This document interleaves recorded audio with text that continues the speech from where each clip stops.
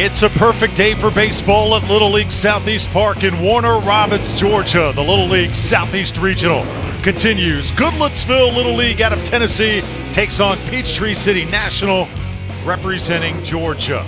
All teams in this tournament have completed one game. The winner's bracket consisting of Tennessee, Georgia, Florida, and North Carolina. Drew Felios alongside Mike LaValliere, the former big league catcher. And if you're wondering why we are so excited about this contest, get this. 9 of the last 11 champions in this Little League Southeast Regional have come from either Georgia or Tennessee. Well, that and the fact that we've had a chance to see all 8 teams.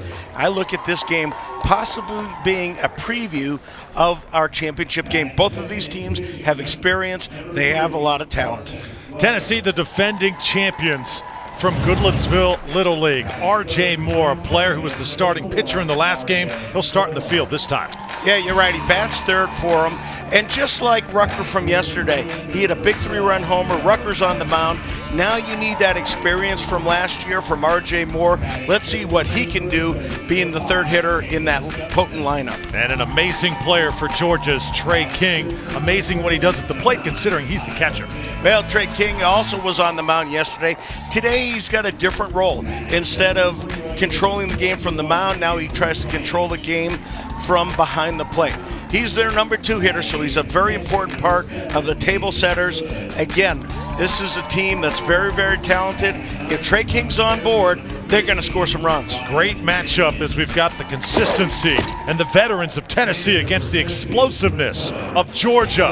A primetime matchup coming at you from Warner Robins next.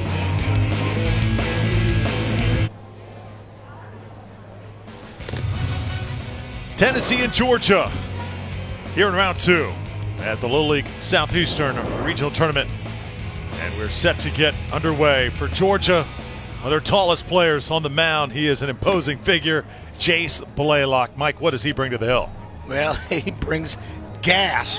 His fastball might be clocked as the highest fastball in this tournament.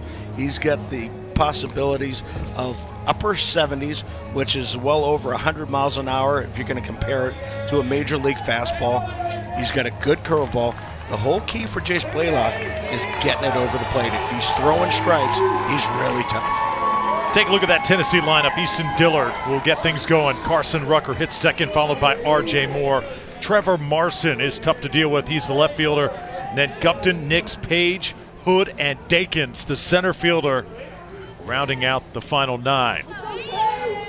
Easton Dillard was outstanding in the first round matchup yesterday. Tennessee victorious over a very feisty Alabama squad to lead us off yesterday in our opening game.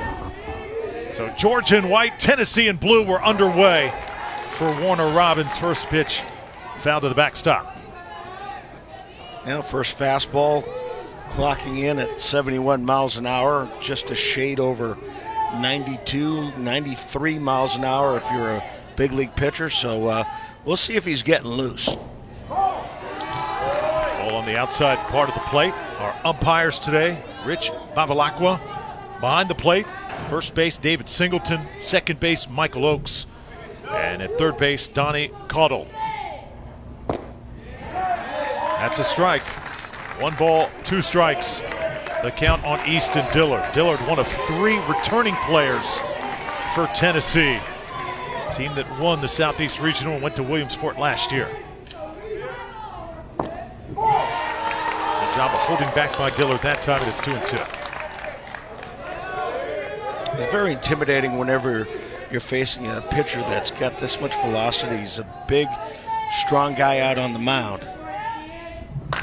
And probably the best advice that I could give a young hitter is as best as you can, try to block out the size of the pitcher. Try to find out where his release point is. Make that like a little picture window. Try to get the ball out of the window. Try to block everything out. Again, much easier said, a lot easier up here in the booth than it is in the box. Dillard watches one high, and he's pushed the count now to 3-2. And that whole idea of picking it up early, it just gives you that much more time. And it's absolutely precious time-wise. When you get out of the hand, it just gives you the best chance.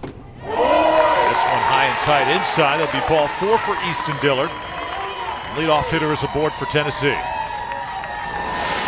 There's the Georgia defense starting the outfield. Sully White, Caleb Cost, and P.J. Green out there.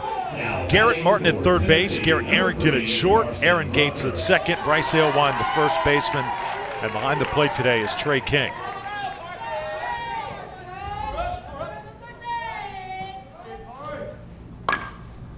This is hit foul. Keep in mind as we watch Georgia today, they were the final team to complete their state tournament. They played as late as Tuesday. So when they arrived here in Warner Robins, they were fresh off that championship as you get a look at Carson Rucker. Well, you're right. They were fresh off, but again, their pitching wasn't as tidy as the rest of the 7 teams. But, you know, you have to overcome Mother Nature. It's they had obviously a tough time to get here. But now that they're here, I think their talent is going to show through. They've got plenty of depth in their pitching ranks. They're going to be getting guys eligible here today and tomorrow. So I think they'll be okay. Hit cut by Rucker. Ball into the catcher's mitt.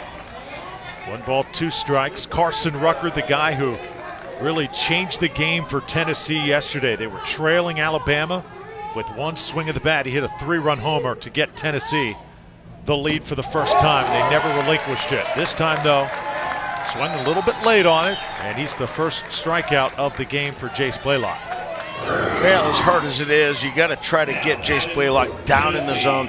This ball way up. There's no chance at all that anybody's going to catch up to that gas way up by your shoulders. And again, it's easier said than done, but you really have to set your sights and make him get the ball down below the belt where you can handle it. Here's R.J. Moore now. Moore with explosive speed. R.J. Moore has hit 3 and 4 this year. Today's in the 3-hole. Starting second baseman today, watches 1, and it's 1-1.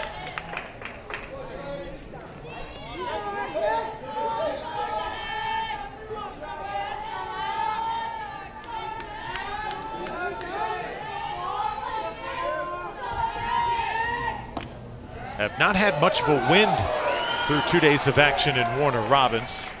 As that one a strike on the outside part of the plate. Got a little bit of a wind, though, to the right field side right now. Probably the most action that we've had. Yeah, just a little bit. We're actually seeing the flags out there unfurling.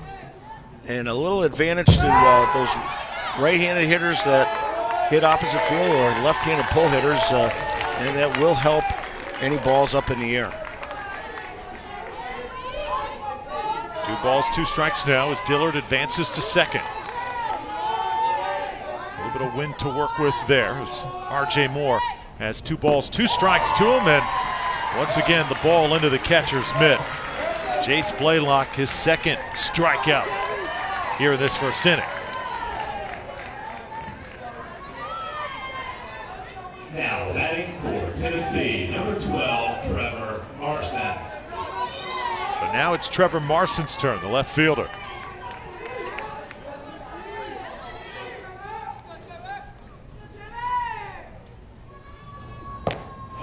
Now this is a great matchup.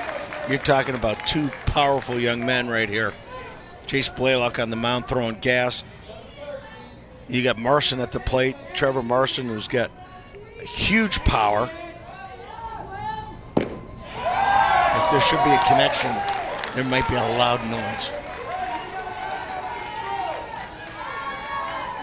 Quickly down 0-2 is Marson. Georgia fans calling for a strikeout here. Do this tournament year after year. Seems like the players only get bigger and stronger. Bigger, stronger, faster. Here's the 0-2 from Blaylock. Just outside. Georgia trying to make an opening statement. Considered the home team here in Warner Robins. It's been a while since Georgia's won this region. Last time they did it, 2011. This one's popped up. It's playable. Charging in is the pitcher, and Blaylock makes the grab. to end the inning. So Georgia, a good start for them. Tennessee strands one. Now it's time for Georgia to come up, do some damage offensively.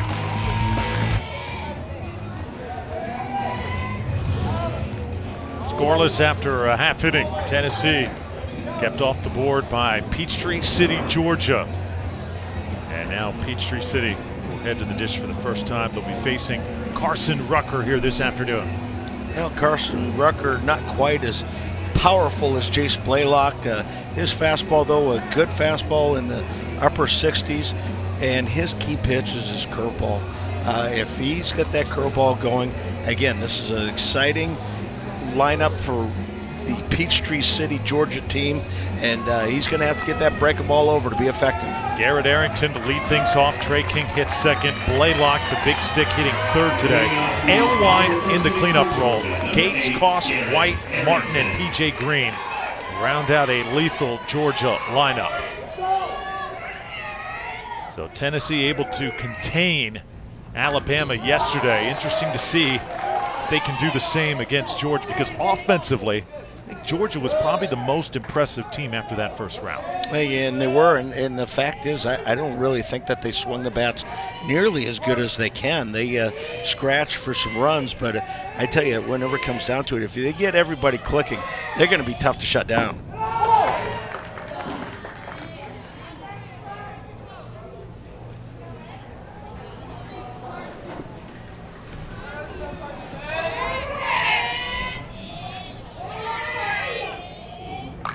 Arrington takes a big cut. 1 ball, 2 strikes now to Garrett Arrington. Georgia team tested at the state level by Cartersville. That's a great rivalry in the state of Georgia. Also Dudley Little League, Columbus Northern, West Point as well. West Point, Georgia, this Peachtree team exploded for 32 runs over 2 games. As Arrington is sat down, he is the first strikeout of the day. For Tennessee, we'll start in the outfield with Trevor Marson, Ryan Dakins, and Andrew Page at right. Third base is Tyler Nix. Easton Dillard's the shortstop. R.J. Moore at second. Caleb Gupton at first. And Mason Hood behind the plate.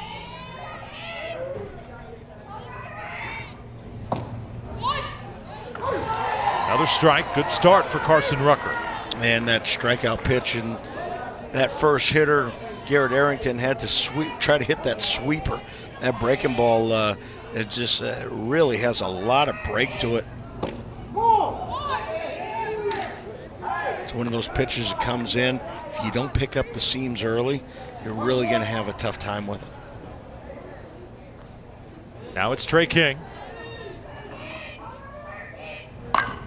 King puts this one in play. R.J. Moore drifting over to take care of it, and there's 2 away. I will ask you this, Mike. We've seen a lot of pitching changes through 1 round of play. Now with this game, if you win, you get a day off. So do you think the pitching strategy is going to be affected a little bit, knowing you've got that extra day to rest your pitching staff? Well, as far as I'm concerned, this game right here is the tournament for both of these teams. I do everything I can possibly do to win this. So that gets you in the winner's bracket, gives you a day off. Now you can set things up a little bit better. And knowing going into this tournament, you're not going to have 1 or 2 guys that are going to win it for you on the mound. You're going to have to go deep. And to me, both of these opponents are probably as strong as they're going to see. I liked what I saw from North Carolina, especially at the end with Mateus throwing and Hardy. They've got good arms, but I think overall these are the 2 strongest teams. So if you knock one of them off, I think that makes your road so much easier. Jace Blaylock, this is the big bat in the Georgia lineup. And he watches a strike. So both pitchers off to fabulous starts. How about Carson Rucker? A 1-2-3 Georgia inning. We've played 1 in Warner Robins, and we're scoreless.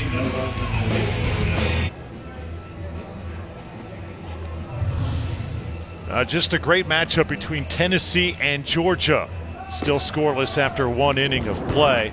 And they have become Little League royalty, these 2 states. Tennessee has won this great tournament 4 out of the last 5 years. South Carolina did win and 2015. And how about Georgia, champions from 2009 to 2011? Keep in mind they also won it 2006 and 2007. Well, just what we talked about in the Open, Drew, you look at it, and there's two states that have had a stranglehold. They're playing here. For me, it was an easy call. They've got the most experience. They've got tradition. They've got the experience of being here and of winning here. So, to me, these are the two teams. One of these teams, I think, is definitely in the finals. Caleb Gupton starts it off for Tennessee.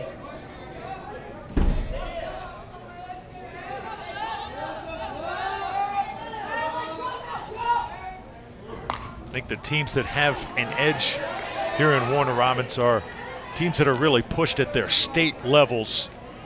And for Tennessee, they get a big push from a team from South Nashville. Great rivalry. These two teams battled at districts. Also Smith County nearly took down Goodlettsville on their road to Warner Robins. So you really get pushed within your state, prepares you for the big stage here in Warner Robins and eventually Williamsport. 1 ball, 2 strikes now. Jace Blaylock, 24th pitch on the way, and that's going to be a strikeout. And once again, the high fastball by Jace Blaylock. The Tennessee hitter's just a little bit too anxious, and the ball up a little bit too high. Tried to hold up, and you see the bat head going across home plate. He knew it.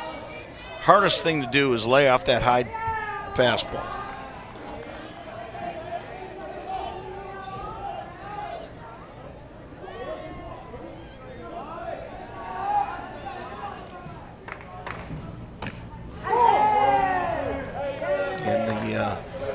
When we came back from commercial, we're looking at, tradition. And I thought one of the coolest things, there was a couple of familiar faces that are in the stands. Last year's team from Goodlettsville that went to Williamsport, Tanner and Tyler Jones, the two twins, Zach McWilliams, one of their pitchers, and their coach, Jeremy Jones, here at Warner Robins this year rooting on their teams. I thought that was pretty neat seeing those young guys. Walk issued to Tyler Nix. So runner aboard now for Tennessee. See how far Georgia will go with Jace Blaylock. Up to 28 pitches right now. Andrew Page, now the right fielder, steps up to bat. Page watches one go by to the backstop. And Nix heads to second.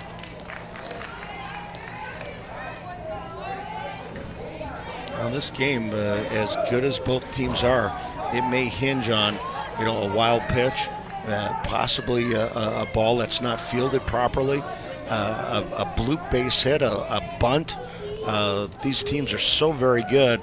Whatever advantage that the other team gives them may be the edge in the ballgame. 2 balls, no strikes now.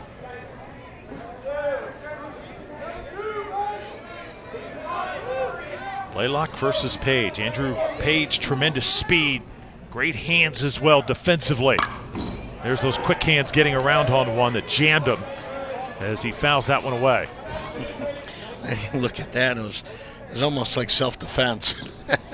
And ball's coming at you, and you're not sure whether you move or try to put the bat on it. I've been guilty of that. I faced the Wild thing, Mitch Williams, and there was a ball that was, I think it was going to hit me in the back. And I swung at it, pulled it real foul, and after the ball game, Mitch goes, "Why'd you swing at that?" I go, "Well, it was going to hit me in the back, dude. I was playing self-defense." 3 balls, 1 strike. Andrew Page, followed by Mason Hood for Tennessee. Blaylock's pitch misses its mark, and another walk issued. So now 2 straight walks by Blaylock. And this is going to bring up Mason Hood. And we'll get our first visit to the mound, Ryan Danbury. And we had a nice ceremony honoring the armed forces earlier before this game. Army, Air Force, Navy, and Marines. And got to mention the service of Ryan Danbury, the manager for Georgia.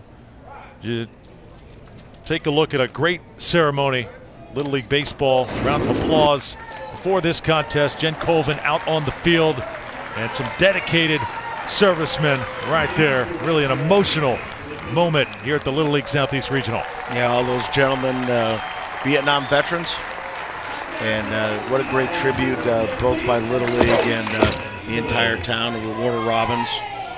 Also had several servicemen in the stands asked to give a tip of the cap. It was amazing how many veterans of the Vietnam War that just soaked in that one.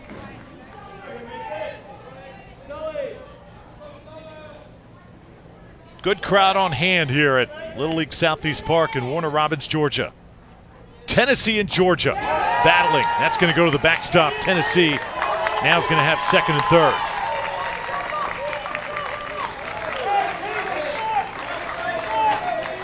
Well, there's no questioning Jace Blaylock's raw stuff.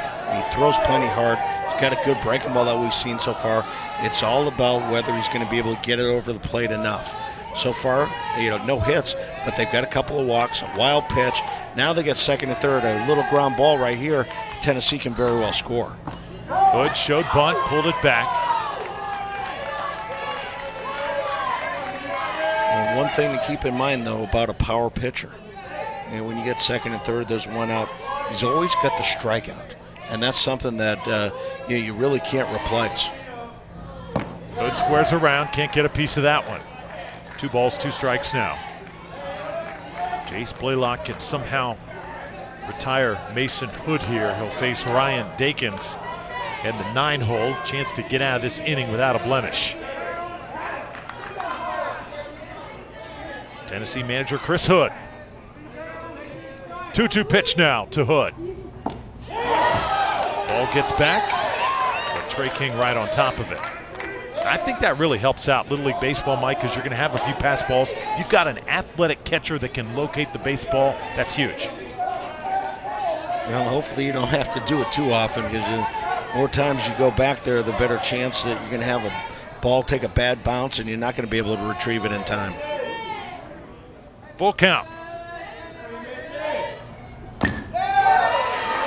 Fouled away. What they were trying to do with Mason Hood prior to this, with those bunts, what they do is they're going to try to bunt it to the third baseman. And as the third baseman comes in, your runner, Tyler Nix, it almost kind of follows him. If the third baseman throws it to first, then you go ahead and almost be able to walk home. If he holds on to the ball, then you go back to third base and you get bases loaded. So right there, that puts pressure on your defense, but unfortunately Mason couldn't get the bunt down. Watches this one outside. So Hood lays off it, and now the bases are juiced.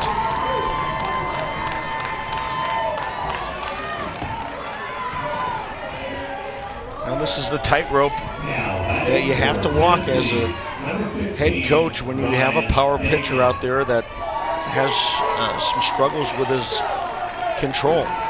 You know that the punch-out's available, but you got to try to have as much patience as you can. Let him work it out. See if he can get that strikeout for you. Dakin squares around. Ball gets by again.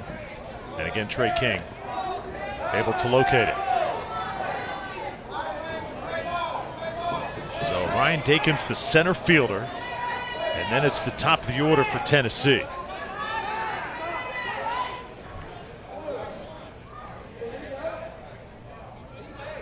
Big opportunity for the defending champions to take an early lead on Georgia.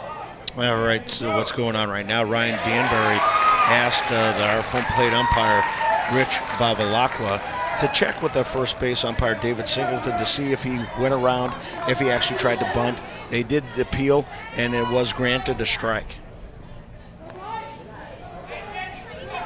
Volunteer umpires here at the Little League Southeast Regional.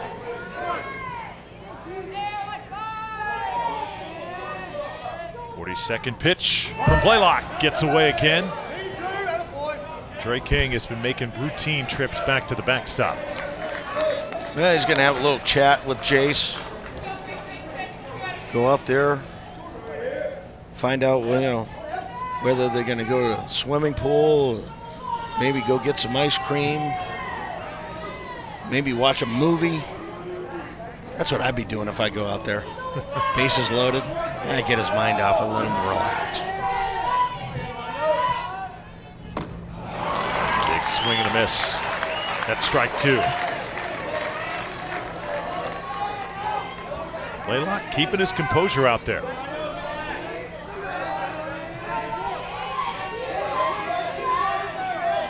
Big pitch coming up. The 1-2 offering. And this one is going to get away, and again takes a favorable bounce. So Georgia walking a thin wire on those pass balls.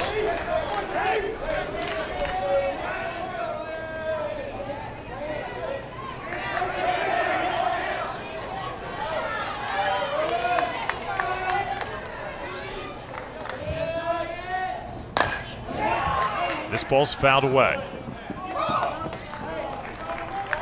Keep in mind, the more Dakins battles, the more it runs up the pitch count. Yeah, right now, Blaylock at 45 pitches. I don't know if they're going to make a decision at 50 pitches. If he's less than 50 pitches, he'll have mandatory 2 days off. But they very well say, you know what, this is your game, Jace. Go win it for us. Dakins watches one outside, and it's called strike 3. A little bit of a late call from our umpire, Rich Mavalacco, but he loved it, and so did Jace Blaylock. We'll take a look at it. Trey King does a nice job holding that ball right there. And that's a really tough thing to do. You've got a guy out there throwing over 70 miles an hour, and their hand strength as a catcher isn't quite what is going to be. Being able to handle that and not take it out of the zone. Nice going by Trey. Top of the order now, Easton Dillard. Mike, how big would it for Blaylock and Georgia to get out of this inning without any damage done? And again, that's just living and dying with the power. And that's one of the things. You just have to be patient enough and hoping that young pitcher on the mound is going to be able to get that great quality stuff over the plate. It's almost Jim Leland, my manager for 6 years with the Pirates, talking about dealing with knuckleballers and Tim Wakefield. Dillard watches this one. Ball gets away again. Trey King has been tracking down balls this entire inning. Trey King gonna sleep good tonight. He's made some trips back to the backstop, over to the side. He's definitely getting his workout. 3 balls now. One more ball, and Tennessee's going to have a run. And there you go. That's ball 4. So the run scores regardless of the pass ball. And Tennessee on the board first.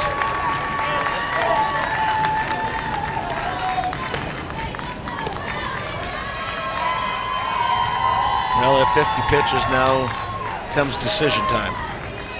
Brian Danbury, I think he's going to probably make a change here. Blaylock struggling with his control. Yeah, he gave him the baseball, so they're going to go ahead and get somebody else out on the mound. Again, Jace Blaylock, a very, very talented young man with a great arm. Just needs a little bit of refinement.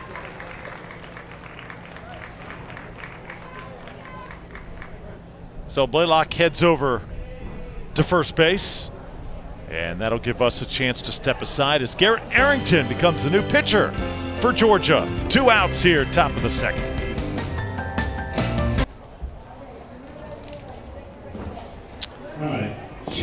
So Garrett Arrington is the new pitcher for Georgia, and he'll have 2 outs. He's got to get one more to get his team back to the dugout here in the second.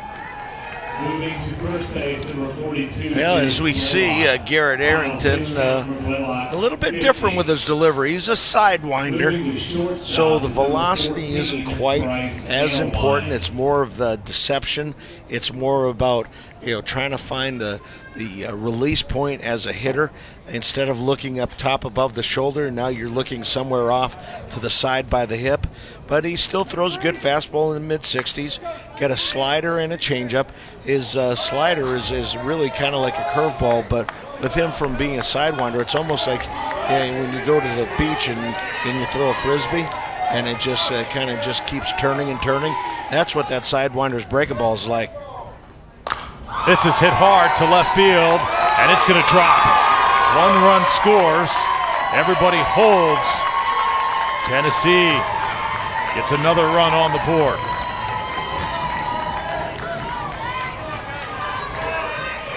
Well, here's that breaking ball, that frisbee that I was talking about. Rucker doesn't hit it very hard, but hits it in a great place. No chance at all for Mason Hood to go ahead and score. But here you have Rucker, 4 RBIs yesterday. Tack on another one today. Brings up R.J. Moore now.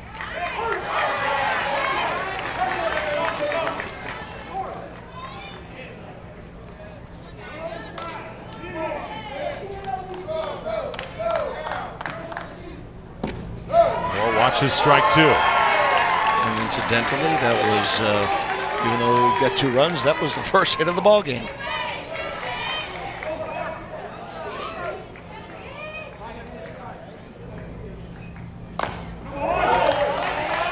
R.J. Moore fighting one off.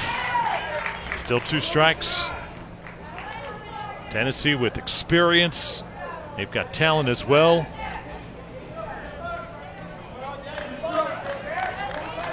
Carson Rucker, first base hit of the game. Now R.J. Moore, let's see what he can do.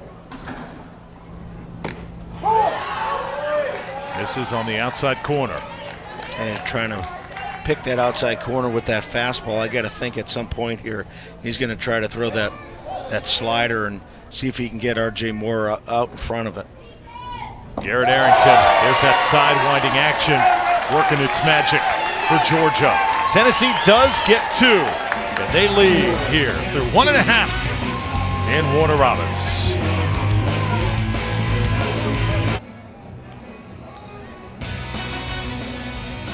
The Little League Grow the Game grant initiative has distributed over $2 million at the local level. Grant funding provides local Little Leagues resources for general improvement and to expand or establish softball, challenger division, and urban initiative programs. For more information, go to littleleague.org/grow the game. 2-0 lead for Tennessee, the defending champions. Strike first here in the first game of the second round at the Little League Southeast Regional Tournament. Now Georgia has a chance to answer. Carson Rucker on the mound for Tennessee. And he'll be facing Bryce Aylwine, the cleanup batter.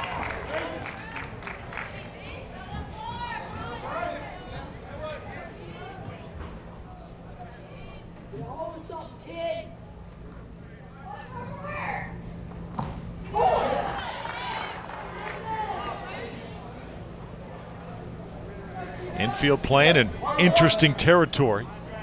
Here's Aylwine. Had an outstanding first round game yesterday. So he's swinging a hot bat, and the infield adjusting for Tennessee. Hey, you talk about that, and you got Eastern Dillard that's playing short left field. I'm not so sure if the ball's hit to him, if he can transfer it over first base, but he's certainly out there a ways.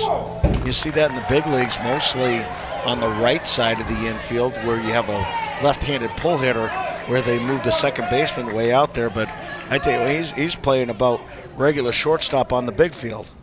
That is what you call respect for the bat of Aylwine. And this is why he drills this one, but it dies in the air right into the glove of Trevor Marson for the first out. It looked like he squared that one up, but it didn't have enough carry on it. Well, and that's where you get the aluminum bats these metal bats that ball looks good coming off of them, but you can't really tell with a wooden bat. It probably would have shattered because he got it right off the end of the bat, but he had a good swing.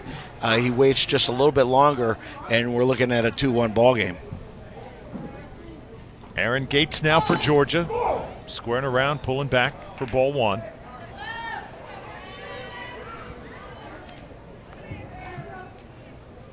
Georgia has not had a base runner yet. Gates a big fan of the Golden State Warriors, and he watches a strike there.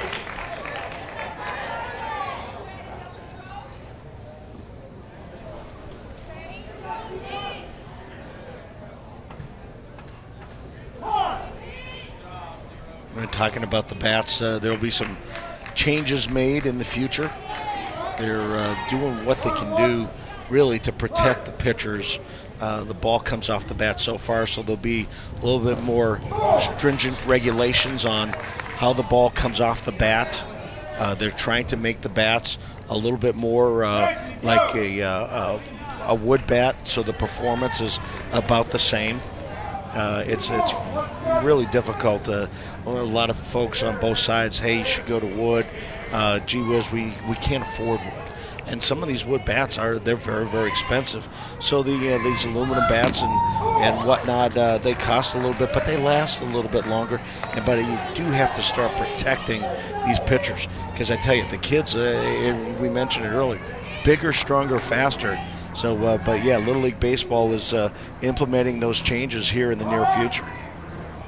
Yeah, that near future, January of 2018. All bats used at the Little League level will be kind of judged by that BB Core standard. All high and outside. Aaron Gates is aboard for Georgia. And the BB Core, Mike, we've seen that. We've had a chance to do a lot of high school games in the past, and I think those bats have been a big hit really at all levels that they've been used. Well, high school and college, at the college level, talking with some of the coaches and some of the players, you really have to square it up if you're going to move the ball. And that's one of the things that, again, it's not so much they're worried about too many home runs. They're worried about the safety of the pitcher. He's the one that's closest from the offensive or from the defensive side, where you get these guys that, they're men. They're 19, 20, 21-year-old men. They're hitting these balls, and they're very, very strong. So they got to try to protect these kids as much as they can. Chris Hood making a visit to the mound for Tennessee. And I think this could be it for Carson Rucker. Let's see. They just went out to settle him down. Meanwhile, look at the right field berm. That is the most action we've had out there since this tournament has begun. We were waiting for the slides to come out, and boy, have they ever. Somebody got a hold of a cardboard box delivery. I tell you one thing, last night, Drew, if they would have had him out last night, and you might have had some kids not being able to stop before they hit the fence. It was pretty slick out there. So it looks like Easton Dillard is going to be the new pitcher for Tennessee.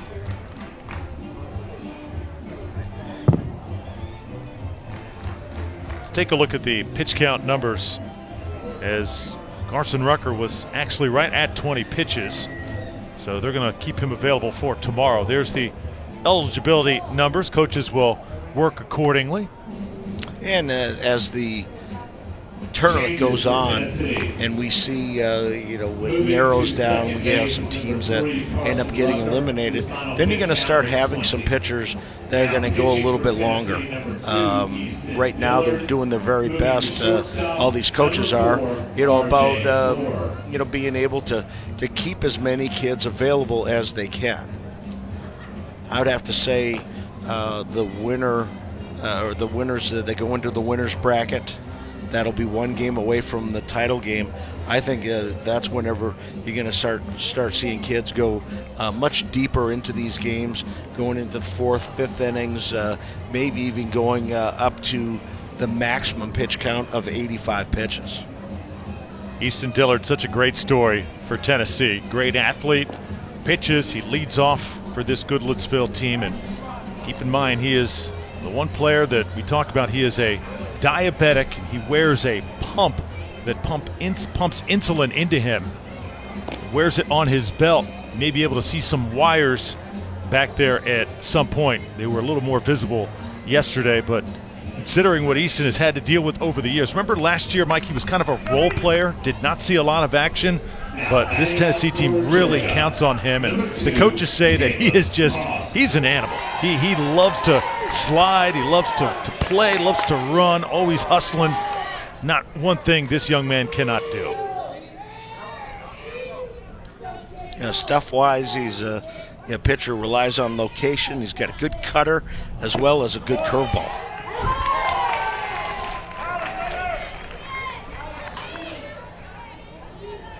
First at-bat for Caleb Cost of Georgia. Cost playing center field today, and this is really a confident young man. They'll lay one down, try and beat it out. Dillard up to make the play. The ball did come out, though. And let's see, they're going to say he was still out, even though the ball was bobbled at first base. Yeah, Caleb Gupton was actually taking the ball out of his glove. I think that was a pretty easy call, but nice job by Easton Dillard here. Really fast Cost going down to first base. Number 22, Sully White. And there we take a look, and here he's trying to take it out of the glove, and ball comes out, umpire right on the nose right there. Saw it all the way.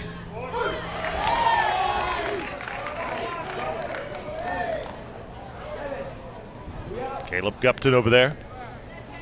Carson Rucker now at second base. R.J. Moore is the shortstop.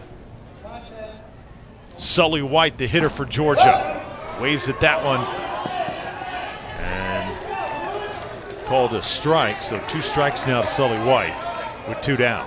Yeah, good breaking ball by Dillard. I'd have to think that, if you're ahead 0-2, try not to be too fine with it, but another breaking ball I would say is probably in order.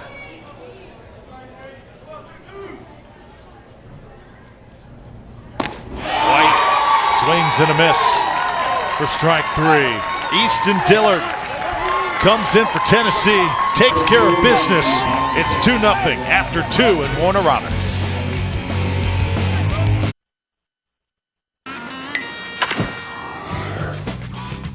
It meant a lot, from hitting my first home run to winning being on the All-Star team, winning like championship in the All-Stars and making it to a World Series, and hanging out with your friends all the time, getting that like hot dog and that soda after a game, win or loss. So it was always fun.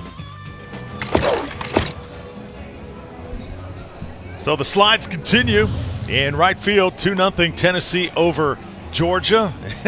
Gotta be careful out there as you come off those slides. That's probably what would happen if Mike LaValliere got out there. You look at Alabama, players settling in, waiting to do their thing a little bit later on. And how about hearing from Andrew McCutcheon? Mike, I know that's one of your favorite players in Major League Baseball. Yeah, Kutch, I'm not sure where he played Little League, but I know he played his high school ball in Fort Meade, Florida. I was coaching at the high school level and trying to all we could do to stay away from Fort Meade to play them in the regionals. Unfortunately, we didn't get a chance, or fortunately, we didn't get a chance to play against them. But I know Andrew's done a lot with youth sports, and a very, very genuine guy that really does what he can and is a great ambassador of the game. Couple defensive changes for Georgia. Simon Lewis behind the plate now, and Trey King has moved to third base as Trevor Marson leads it off for Tennessee. Tennessee, a little bit of breathing room. 2-0 the lead over Georgia, top of the third inning.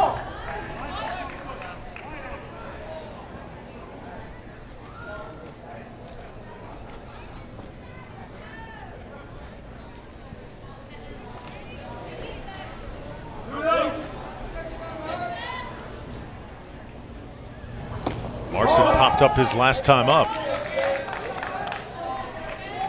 3-0 leadoff hitter. I'm beating this drum, and I'm going to beat it a lot.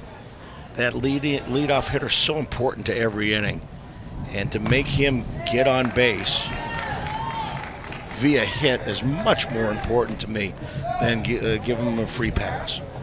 We saw 3-0. I'm a little surprised that let him swing at it, but leading off an inning. But when you have a young man that's got home run power, you let him go.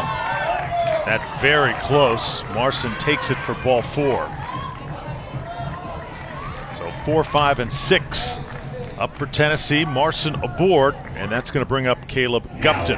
For Tennessee, number 5, Caleb. It's amazing when you watch this Tennessee program how much the parents care, the coaches so invested, the players, everybody understands their role. A lot of times when you put these all-star teams together, everybody just wants to be the star. But it just seems like when you watch Tennessee play, Mike, these young men understand their role at different points in the game. It's one of the biggest reasons why this state has won 4 times out of the last 5 years. Well, you got to understand that you're part of a unit. You're not solo. You're not out there by yourself. You're part of a cog in a machine, and and once you learn that, what it does is it takes pressure off you as an individual. You're also out there knowing that this guy's got my back. If I don't do it, my buddy's going to do it, and that right there is contagious. And you got to love that feeling that if everybody buys into it. And I tell you, Drew, it's just not the players. It's easier for the players. A little bit harder for some of the parents. Some of the parents, want their sons to, play shortstop and bat third. The last time I checked, you can only bat one guy at a time. So you only get one number 3 hitter. And out there, if you put everybody at short, I don't think you're going to win the game.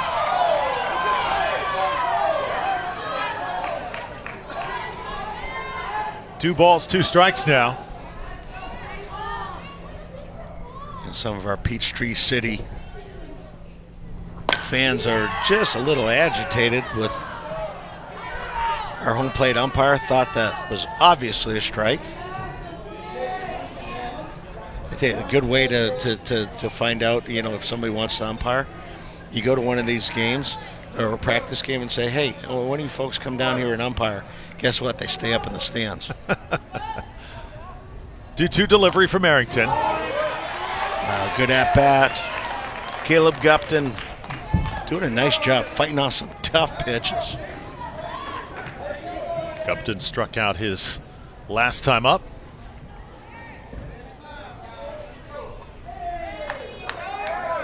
Nineteenth pitch coming up. Tennessee batters continuing to eat up pitches. And this just foul.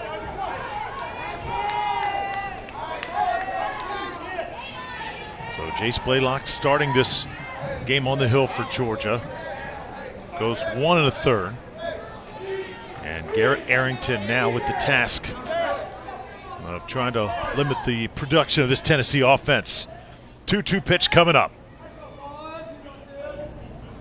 Gupton swings again, and this one is into the catcher's mitt for strike 3. A lot of tough outs in this Tennessee lineup. I don't think they have nearly the power that a couple of these other teams have, but there's a good sinking fastball. That sidewinder, whenever they throw it right, it's got a little tail to it, got a little sink to it. That's what we saw right now. He teased him with a couple of breaking balls that Gupton was able to foul off, but just finished him off. Great location, great movement. Going to see Jeff Powell now pinch hitting for Tennessee. The reserves for Tennessee: Nick Croft, Andrew McWilliams, Logan Harrell, and Jeffrey Powell. Jeffrey had a good at-bat last night. Came up to the plate, in a close ball game, man on second base, nobody out. Being a left-hander, he knew he tried to pull the ball, hit a nice ground ball to second base, advanced the runner. The next hitter comes up, hits a sacrifice fly, and really manufactured that run for Tennessee. Jeffrey's nickname is Boog. Boog Powell. Oh, yeah. Fits. Hey, that goes back. I as a kid, I was a Boog Powell fan. He was a big first baseman with the Baltimore Orioles. See, back then, as a Red Sox fan, you could like the Orioles. You just couldn't like the Yankees. Foul was struck, and he'll be awarded first base. Now, he did go around about halfway that time. But a home plate umpire, Rich Bavalakwa, says that he was hit, so he'll take his base.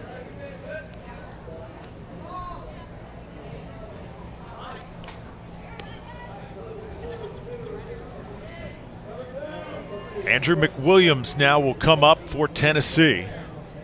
So Tennessee getting their reserves into the game here in the third.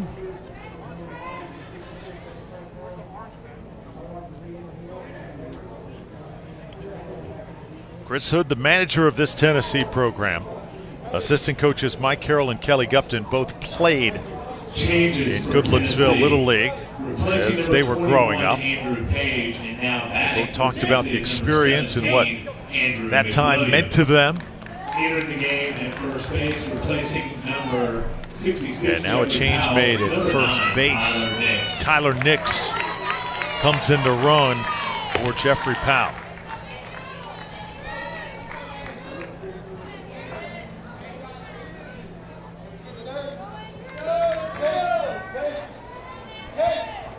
Garrett Arrington's going to try and bear down here. Runners on first and second with only one out.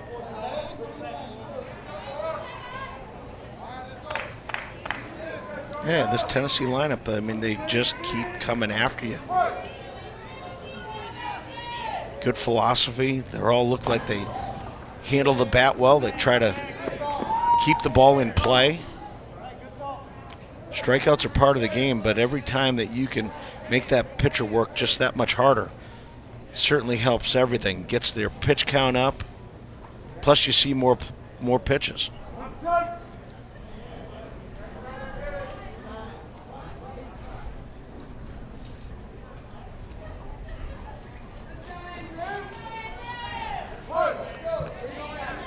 One strike on McWilliams. Backs up to take a ball, 1-1. Have not had a chance so far to see the great power that Georgia's lineup possesses. Tennessee pitching, big reason for that. Carson Rucker and Easton Dillard doing a good job keeping the Georgia lineup at bay. And this crowd, this home crowd for Georgia, has been a little sedated since the start. There's a strike on the outside corner. Georgia fans still waiting for that big moment to cheer.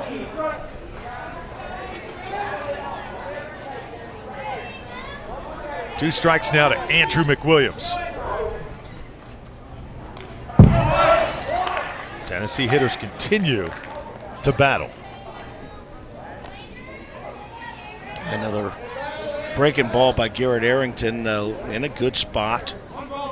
But the Tennessee hitters are not giving up on that pitch. They're staying back on it. They're fouling it off. Really making Arrington work. Arrington pops this one up. Easy play. Arrington makes the catch. So McWilliams is retired. And we've got two outs now. And the third guy off the bench, another pinch hitter, is going to be Logan Harrell.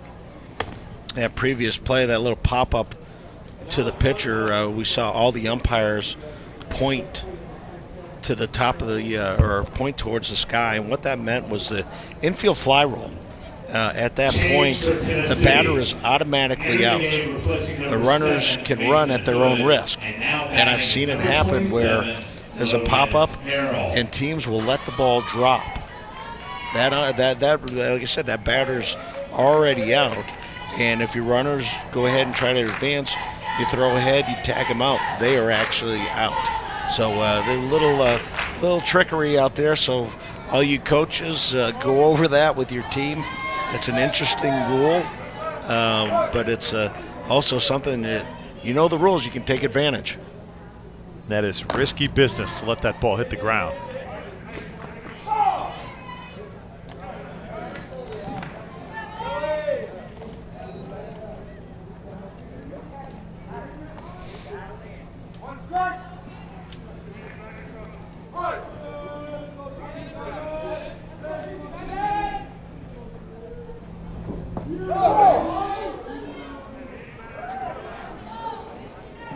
1 ball, 1 strike.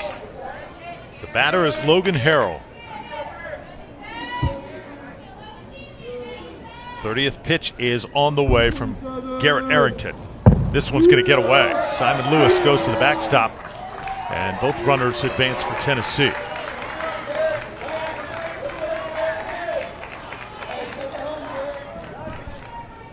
So we got Marson at third base. The batter is Mr. Logan Harrell.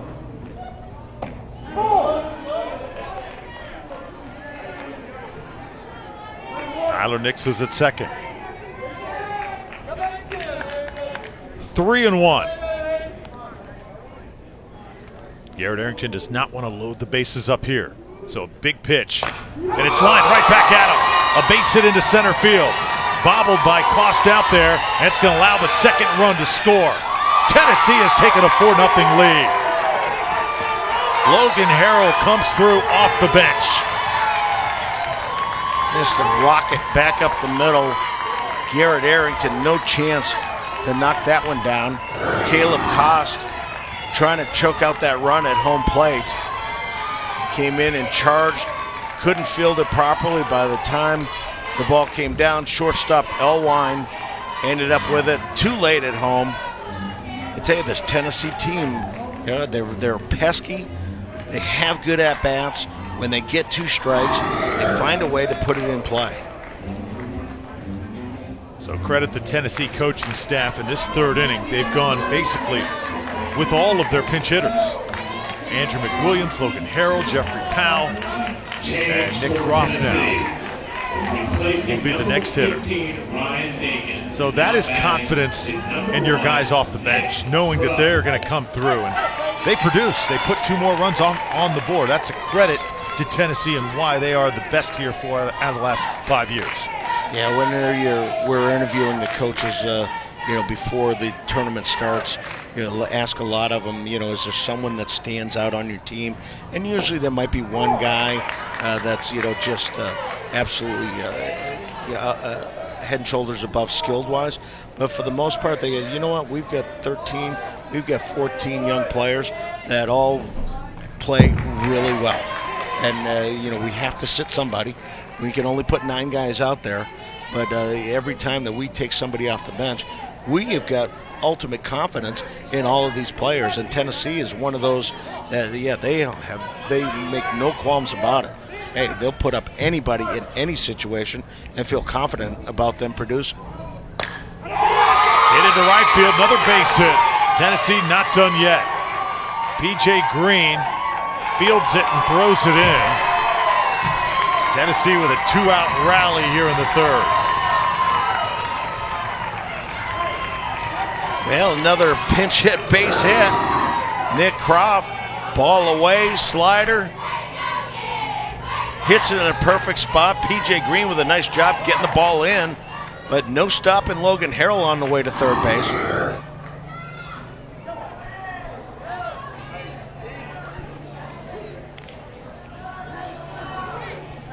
So it's going to be the top of the order coming up for Tennessee. And a pitching change going to be made here by Georgia. And I believe we're going to see Caleb Cost, the center fielder, now take to the mound. Georgia in a bit of a jam. They trail 4-0 in the 3rd, trying to hawk this Tennessee rally.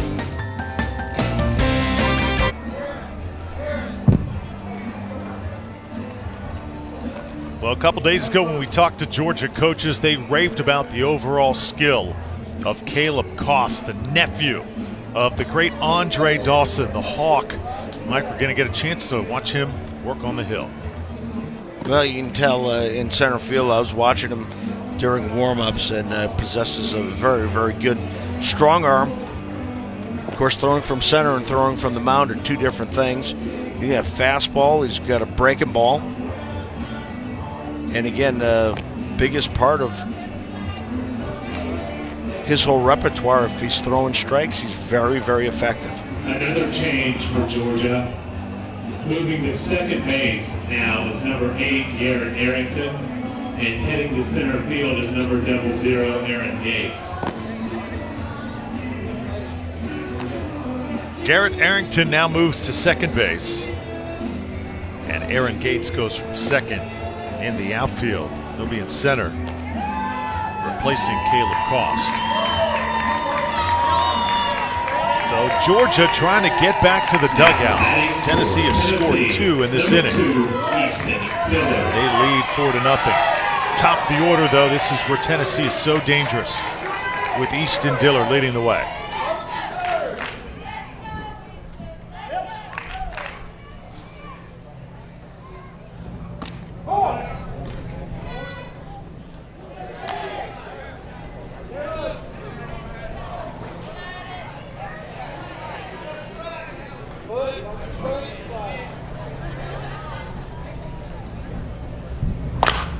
Dillard puts it in play. Alewine's going to come up and have a hard time with it. 5-0 Tennessee. Ball not hit very hard, just over Caleb Kost's head. Elwine comes in, tries to make the play, but here he just bobbles. Once he bobbles, now it's a little bit too late. In a situation where I think he was trying to throw it before it got in the glove. You see that so often. The easier of the plays, your defenders, they try to do something before it actually happens. So you can't throw it until it goes inside the glove. Look the ball in the glove, then you take it out. Now it's Carson Rucker's turn.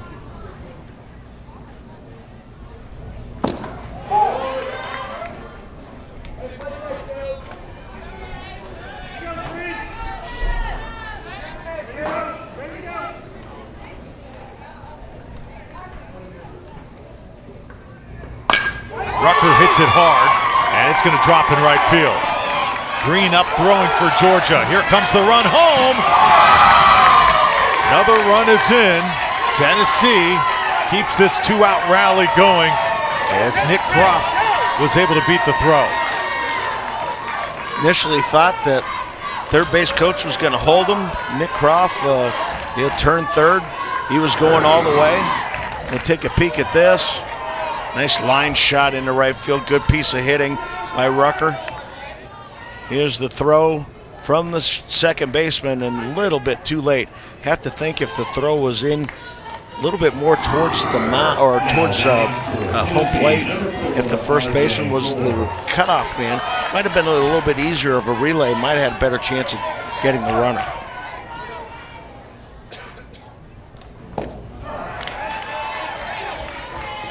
Now it's R.J. Moore with 2 outs. Runners on second and third for Tennessee, continuing to apply the pressure to Georgia. But for Georgia, it is going to be tough to come back from 6 runs down here in this second round matchup. Yeah, you're right, Drew. It's a big hole to try to climb out of, but we've seen Georgia. I thought they were as talented an offense as there is, and there's still a lot of time for them to come back.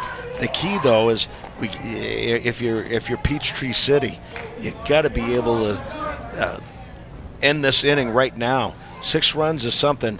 If you give up a couple more, then it really becomes tough. Moore, good swing that time. Heads up on the right side as our cameraman nearly jumped out of his bunker.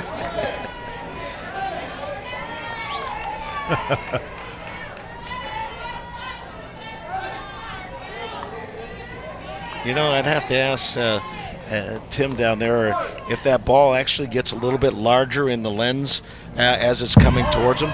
Ball gets away. Simon Lewis, another heads-up play for Georgia.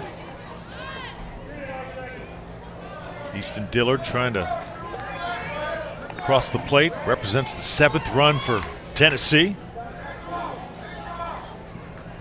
Meanwhile, R.J. Moore has struck out twice today. Let's see if he can do something here for the defending champions. Not this time, as Cost able to get it by him. But it's another big inning for Tennessee. They put 4 on the board, and they lead 6-0. Bats are working it right now. Tennessee in command here in Warner Robins.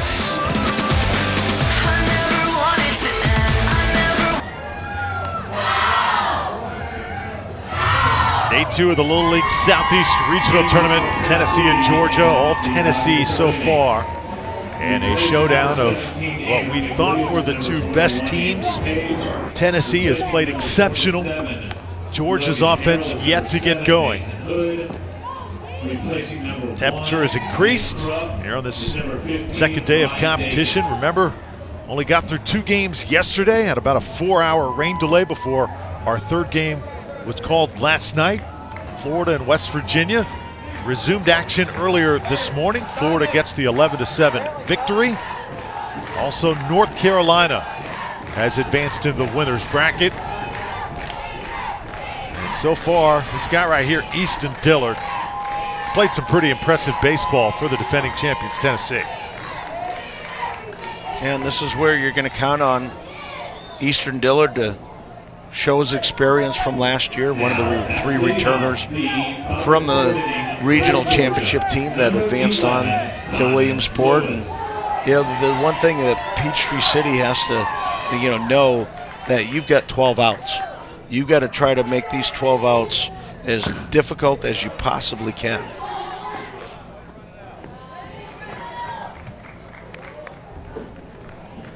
Simon Lewis gets his chance at bat for Georgia. So Logan Howard, Joel Sanford, and Adams Walls also yet to see action for Peachtree City. And for me, the whole mindset, if you're Peachtree City, is, we don't have to get 6 this inning. Let's get 1, let's get 2, let's go ahead and let's put a crooked number up on the board. And at that point, stop the momentum of Tennessee, get some momentum for yourself, and try to make a big finish. Simon Lewis struck, but heads right back down to first base. You know what's been funny? Over the last couple days, I've seen a couple players struck on the helmet.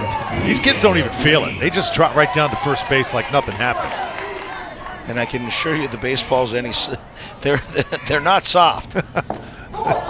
If anything, that's one of the things that, people ask me about, the power that these kids show. Yes, the bats are better, but a lot of it has to do with the baseballs. And these young players are getting a chance to use new baseballs, pretty much every game, if not every inning. I think up in New Hampshire, we had one baseball that every team used for every game for at least 6 weeks. So by the end of it, it had tears in it, and it was about the consistency of a rolled-up sock. P.J. Green now for Georgia. Simon Lewis advances to second base. Runner in scoring position now for Peachtree City National. Yeah, I got a little shout out about New Hampshire. I played in Manchester North Little League. Played for Ferdinando Insurance. Charlie Bezoyan and Harry Albee were my coaches. Purple with gray, and I think it was flannel. You can get away with flannel up in New Hampshire. It's amazing your memory. All the baseball you've played. And this is outside the zone. P.J. Green draws a walk for Georgia. You saw P.J. Green, his favorite player, Barry Bonds, one of your former teammates. Well, Barry and I played together for 5 years with the Pirates, and by far the very best talented ball player that I played with. Every night, I love watching him run out to left field. The guy was a tremendous talent. Obviously, some controversies as he played and got a little bit older, and still some question marks. But I can tell you, he was a guy that helped us win. Adams Walls now steps up for Georgia. Golden opportunity for a rally here. Runners on first and second. That's the thing with a player like Bonds. You can say what you want. He was great before there was any controversy. Some players, once the controversy starts and then it's over, they go back to being never heard from again. Bonds was awesome from the time that he started playing in the majors. How about this bunt? Drop down, it's fair. And a nice throw made over there. Mason Hood came out for Tennessee to retire Adams Walls, but Walls does his job getting the runners over. Well, and here's the theory of, let's go ahead and get on the board. Walls gets this ball down, just stays fair. Excellent job by Mason Hood. The only play he had was to first base. He didn't panic, came out, made a nice strong throw. And as Tennessee, you'll take that out. And you will trade outs for runs right here at this juncture of the ball game. So they're going to play their defense back. A ground ball to the middle infield or to first base is pretty much likely to score a run. So here, again, it's about playing percentages. Trey King with a big natural swing. He's the catcher for Georgia. Rarely do you see a catcher hitting left-handed.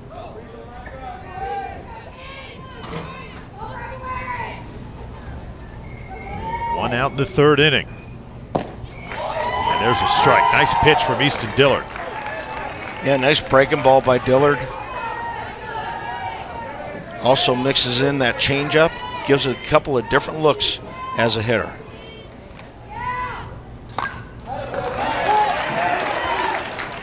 You know what I love about these Tennessee fans? They are cheering on every pitch. They're so into this game, educated in all aspects, the little things of Little League Baseball.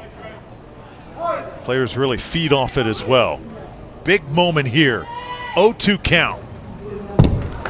This ball to the backstop, but Mason Hood right on top of it. And they were looking for another fastball up out of the zone, and Easton Dillard got a little bit too much underneath that one. In a situation where, maybe trying to overthrow, trying to get a little bit too much velocity. That's when you just have to trust your stuff. King gets around on this one, right to the center fielder. It's caught. Ryan Dakins was charging in. That was a line drive and a huge play in this game. Well, this ball by Trey King was an absolute rocket. Deegan's in center field, comes in, makes the grab. No chance of Simon Lewis to be able to score. His initial first step was towards home plate, but he really didn't have time. I think even if he was tagging up immediately, I don't think it was deep enough to score him. Another pass ball. Mason Hood once again fielding it. So here's Jace Blaylock, representing the most power for Georgia. He can cut this Tennessee lead in half with one swing of the bat. And that ball hits him. Blaylock unhappy because he wanted to swing the bat. That's also the second time that he's been hit in this tournament. Again in the helmet. He took one yesterday in the helmet. It's a little frustrating, and it's a scary thing. Whenever you take one up around the upper shoulders, helmet, number one, it hurts. It buzzes your head. Number two, it just gets a little frustrating because a young man wants to do some damage, and being hit, he's not able to swing that bat. Catcher Mason Hood finally able to locate it. You look at the way the field is right now, that view from above, you got that shadow, Mike, right over home plate. Make it a little challenging on the hitters, would you say? It does, because the ball's coming out of the sun and then going into the shade. As that shadow grows, it makes it even tougher. If it gets to be about halfway, then it becomes tough on the hitter, tough on the catcher, and tough on the umpire to be able to see the ball. There's some stadiums that have it to where there's a couple of different shadows. I know Wrigley Field was like that, where the ball would be bright, you'd go dark, and then it would come bright again. Of course, when Big Lee Arthur Smith was out there on the mound, you could see it anyway, so that made things incredibly difficult. Bryce Alewine popped up his last time up. 2-1 the count. He puts this one to the second baseman. Rucker, an easy play. And Georgia unable to get any runs. They strand 3. Still scoreless for Georgia. Tennessee with a 6-run lead after 3.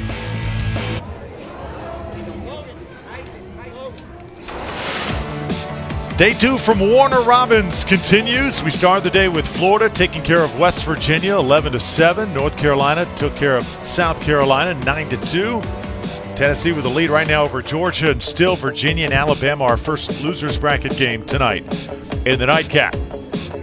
So playing a little bit behind schedule. We'll play the rest of these games today and then hopefully 4 games tomorrow.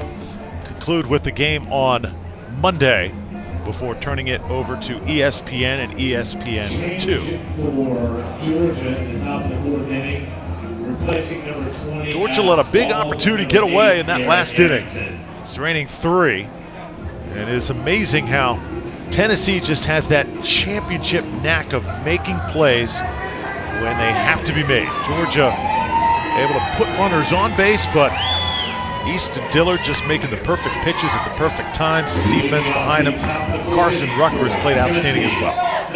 I think the one thing that to keep in mind with Tennessee is, they don't beat themselves, and then that's a huge important part of things. It's a mindset. It's something that's learned, and I think the tradition, the coaching, the players themselves, policing each other when they come back and see their younger players. I think it's just a trickle-down effect where, this is one of those, we're not going to hurt ourselves.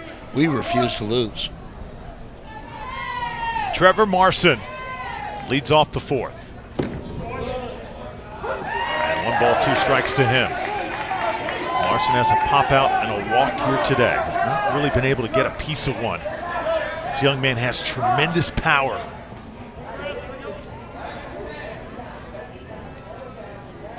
Coach making him step out of the box. I'm not sure what sign he's going to give him. 1 ball and 2 strikes other than hit a home run sign. I didn't get that one very often, by the way. Big swing and a miss. And Caleb Cost has the strikeout. Well, Caleb Costa showing a good fastball. Here's the breaking ball. And just a little ahead of it was Marson. A lot of times it's a matter of just throwing strikes. Mix your pitches, mix your speeds, be confident in your abilities, and throw that ball over the plate. Caleb Gupton now for Tennessee.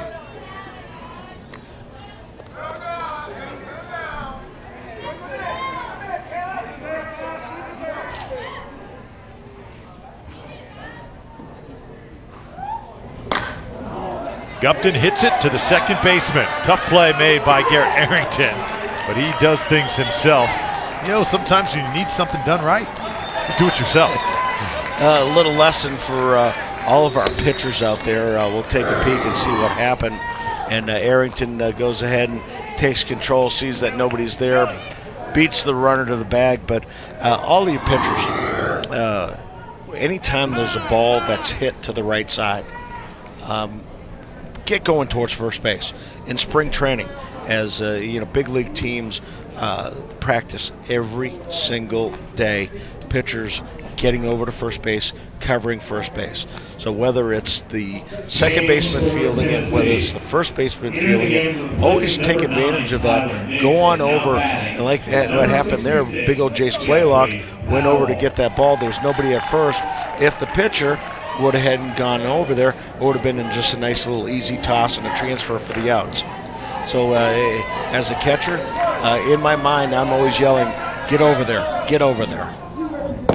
Here's Jeffrey Powell. He'll take a strike on the outside part of the plate. Powell batting now for Tyler Nix. Jeffrey's also got home run power.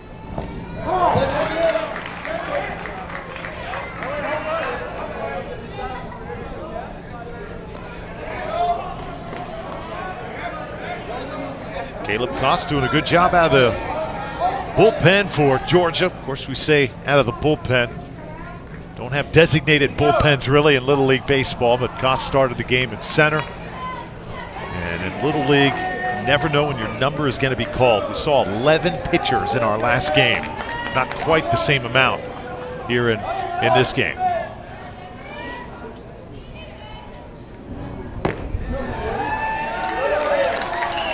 Costa's in a pretty nice groove though right now, Mike. Yeah, he's throwing good fastball, got some movement on it, and his breaking ball very effective. And the effectiveness is all about throwing it over the plate. 1-2 on the way. Powell lays off it. Ball 2-2. Cost now at 21 pitches. So if the Georgia staff wanted to pull him after this batter, he would be available tomorrow, and that could work out. Toss it down to first. A 1-2-3 inning for Tennessee. Georgia has done everything except score runs. They'll try again when we return to Warner Robins.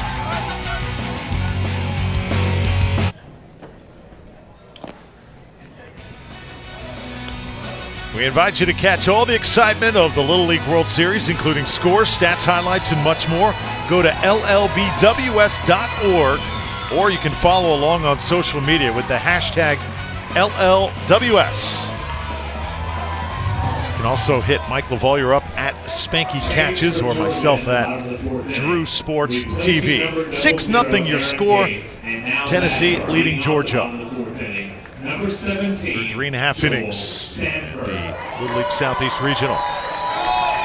Georgia looking for some runs as they stranded 3 in the last inning. Joel Sanford leads things off for Peachtree City National. And a swing and a miss. And a strike 1.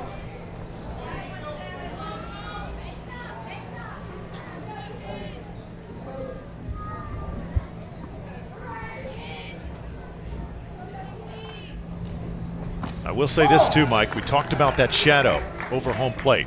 Since that shadow formed over the last inning and a half or so, the bats have gone silent, coincidentally. It makes a difference. It really does. And whether these young players actually know why, it's almost better to not know why and just say, boy, it's kind of tough out there. But that's one of the things that we've got sun today. I'm not going to argue with that. Yesterday we didn't have that problem. Easton Dillard, pretty good groove right now for Tennessee. Dillard not throwing very hard, but placing the ball in the perfect spots. Our field crew done a fabulous job. This field was underwater last night, and you almost felt bad for them, Mike, watching them work meticulously throughout all parts of the yard, and then the rain just comes down once again right when we thought we were ready to resume play. The life of a groundskeeper in baseball. You know what that's like. That was some frustration because they had gotten within probably 5 minutes of being able to resume play and finishing that third game, and we had a little 5-10 minutes of some sprinkles, a little bit more, and by then it was just over. Basically lost an hour and a half of work that they had done, and they just decided, and I think it was prudent that they decided that it just was getting a little bit too late in the evening. It was a little bit too dangerous out there, and say, hey, let's play 4 today. 3-2 now to Sanford, and a swing and the miss for a strike 3. So Easton Dillard continues to keep this Georgia lineup at bay, and credit the Tennessee coaching staff. This is the first time in a while, at least today, that a staff has really let a pitcher just do his thing, stay out there and work, and not be so concerned with pitch counts. Well, I tell you, and Easton Dillard is doing a nice job with that breaking ball. And that one was the curveball. 3-2, he's got confidence in it, so he's going to go ahead and utilize it. In Peachtree City, they're having trouble staying back and being able to hit it. It's almost to the point where they are taking the strikes and swinging at the balls. That's a tough way to hit.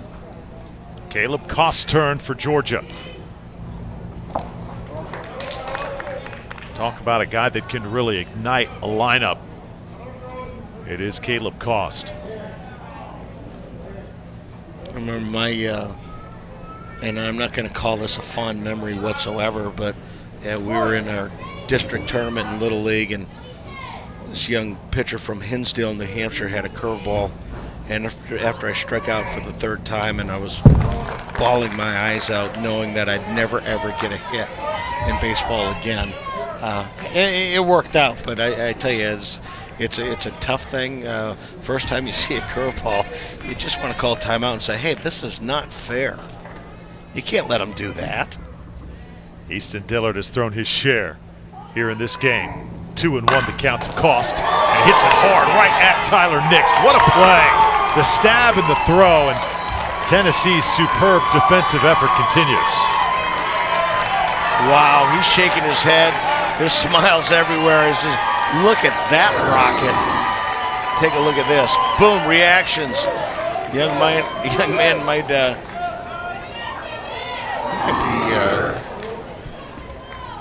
a prospect for the Nashville Predators on in nets. Those are tremendous reflexes. How about the run by Nashville all the way to the NHL Finals this past season? And it looks like for Tennessee, that could be it for Easton Dillard. And I think it will be. So you could not have asked for more. Dillard comes in the second inning, and he has kept Georgia off the scoreboard.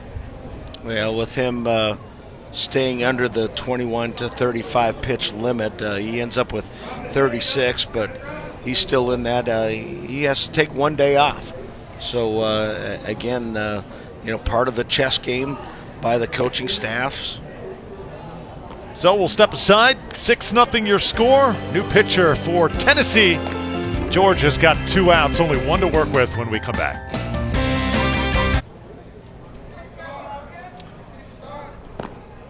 New pitcher for Tennessee, the third of the game, Caleb Gupton. Yeah, Caleb Gupton, right-hander, throws in the mid-60s with his fastball. He's a 2-pitch pitcher, fastball and a curveball. Right now he's inheriting a 6-run lead. He's got 2 outs. This is whenever you come in, you take a nice deep breath, and you start concentrating on throwing that ball right through the catcher. Not at the glove, right through the glove. That helps you finish your pitches. Defensive changes for Tennessee. Dillard now at shortstop, R.J. Moore in right field. Andrew Page at first, and Caleb Gupton. Of course, your new pitcher. Hit hard again. Tyler Nix is a wall over there. This one a little slow to pick up. That's great hustle by Georgia's Logan Howard.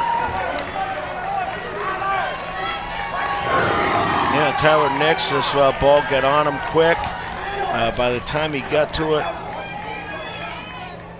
just a little bit too late. Once you bobble it at this level, 60 feet, these kids get down that line really quick. Georgia, replacing number 11, Simon Lewis, and now batting is number 1, Garrett Martin. Garrett Martin will hit for Georgia. Martin, the first player that we've seen in this tournament wear the shades up to bat.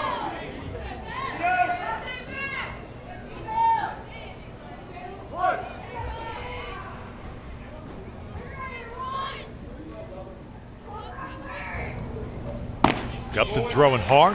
There's a strike on the outside part of the plate.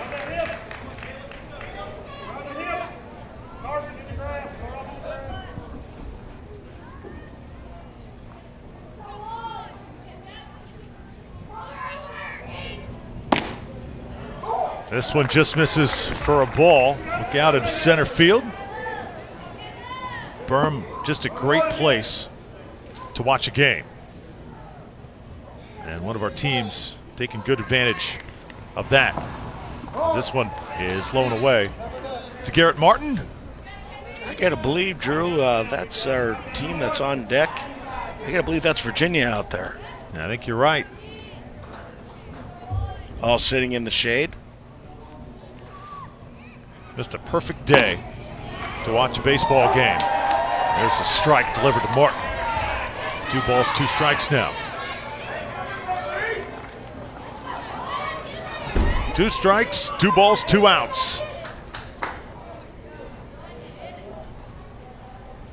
Tennessee pitching a shutout. And that shutout looks like it's going to continue. Throw down to first, and that'll do it for Georgia in the 4th inning. We've played 4 here in Warner Robins. Tennessee in command, a 6-0 lead.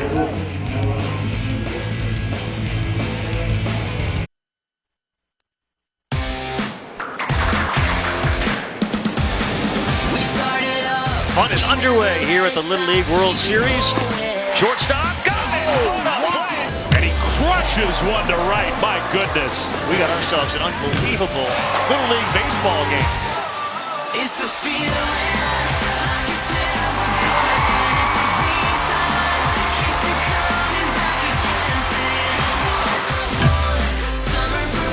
There it is! They get it! The perfect season!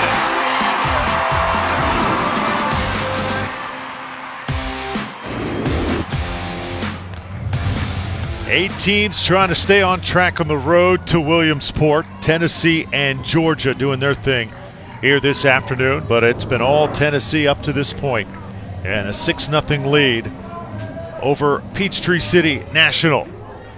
Andrew Page will lead it off for Tennessee. Caleb Cost on the mound for Georgia has done his part. Tennessee has just been that good. And Mike, what do you think is the main reason why Tennessee has been so dominant in a game that we thought was going to be a little bit more even-steven down the middle? Well, I think their game plan going in against big Jace Blaylock, they knew that Jace had a big power arm. Their whole idea is, make him throw strikes. They did get out of the zone a little bit. They chased a few fastballs up and out of the zone. But what they did is they really cut their swings down with 2 strikes. They put the ball in play. They put pressure on this Peachtree City offense, or their defense rather, and and then eventually they started pecking away, getting some base hits here and there. There hasn't been a ton of offense, but when you look at it, 3 big Georgia errors have really made a big part of this, been a big part of this game. 4 hits by Tennessee. Very opportunistic base running and just good at-bats altogether. Have not made a lot of mistakes. And there's a missile into left center field. Rounding for second is Andrew Page, and he's got a stand-up double here to begin the 5th. The only thing that kept that in the ballpark was just lack of height. This ball, an absolute rocket shot. No chance for any of the outfielders to track it down. That ball's all the way to the fence. Page easily cruising into second base.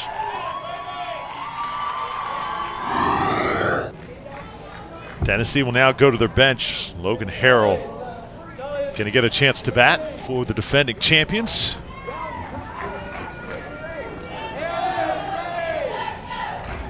That's an impressive player, Andrew Page. Remember that name for Tennessee. I can't believe when you look at him, Mike, this kid hit 7th. Such a talented order.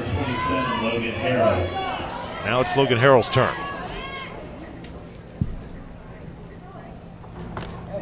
Harrell checks swing and does go around on it. This is where you have to really stay greedy as a team. You've got a 6-0 lead. Never take anything for granted. You're going to try to move this runner over to third base with less than 2 outs. So you got to think that Logan Harrell's looking for something to pull. This one's hit to the shortstop. Tough play made. The throw to first, safe there. So Logan Harrell able to beat it out. Andrew Page moves over to third. Runners on the corners now with nobody out. Probably would have been best off if Bryce Elwine would have just gone ahead and held on to the ball. Once he threw the ball across the diamond, it was easy for Page to advance over to third base. Not quite sure. Coach Ryan Danbury's went to the third base coach. Now he's going to the home plate umpire. or he went to the third place umpire. Now the home plate umpire, Rich Bavalakwa. I don't know what could be the challenge here, if there is one.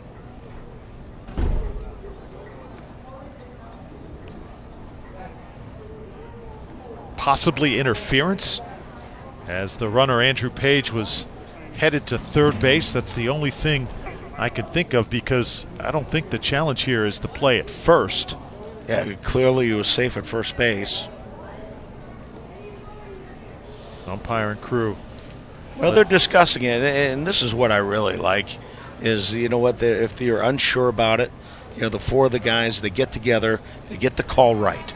And ultimately, that's what I like, and I really wish they would do that a little bit more in the big leagues. Yes, they do have instant replay, but you know what, if you're not sure, let's get together, let's get it right.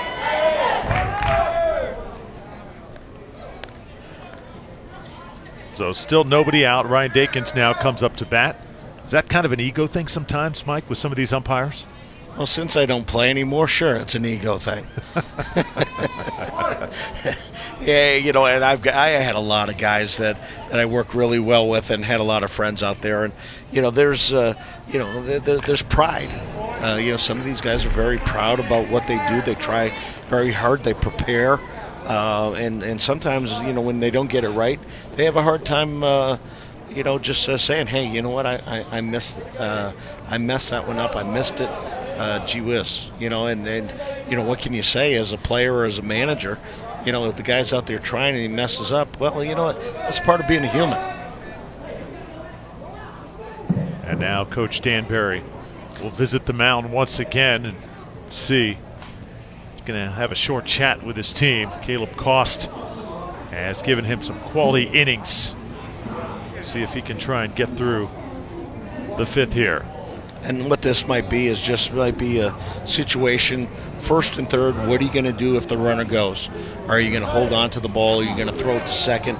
Do you have a trick play where maybe the shortstop comes straight in? You know, these are all things that you know, you go out to the mound to make sure that you have signs, et cetera, but you know what? These kids don't play together all year long. They're just here for all-stars. So you never trust just signs. Go out there and talk about it. I think what Coach Danbury was telling his team, too, watch Tennessee may try and bait the Georgia defense to throw it around the yard here with Page at third. Trying to get across another run. Let's see. 1 ball, 1 strike. This ball gets by the catcher. And a good job by Simon Lewis to track the ball down. Page looked like he wanted to try and take home plate. Well, now we don't have to worry about the first and third situation anymore. If that was indeed the reason for Coach Danbury going out there, yeah, don't have to worry. Now they're going to bring the infield in. And rightly so, you can't afford to give up any more runs. Hit to the shortstop. Good play made there. Tries to get the runner at home. And not going to happen. Page crosses the plate. And now it's 7-0 Tennessee. I tell you, Elwine makes a fabulous play here. This is all about Andrew Page and the speed in which he gets to home plate. Makes a diving play. You know, we take a look at it. One hopper. Dive, gets up, tosses, doesn't even get all the way up. Page is up, standing up. He's scoring, standing up. That just, that right there, his speed is just a little bit too much to overcome. Now top of the order for Tennessee. With no outs, Easton Dillard. Dillard's had a pretty good eye throughout this tournament. Also want to just keep in mind, because Dillard would represent the 10th run of this game. If Tennessee keeps this rally going, and they're 10 runs up, Georgia doesn't score in the bottom half, this game's over.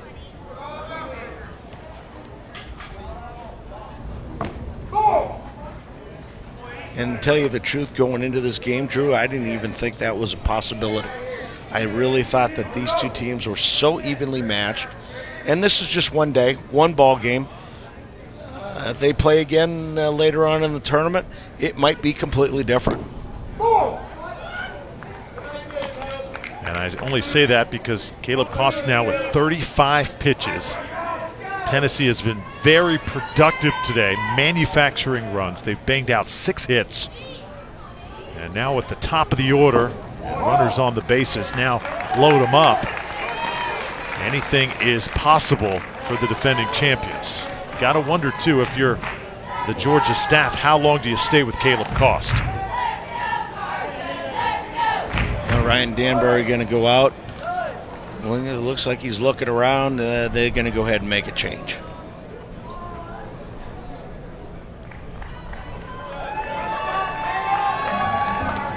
So Cost gave everything he had for his team.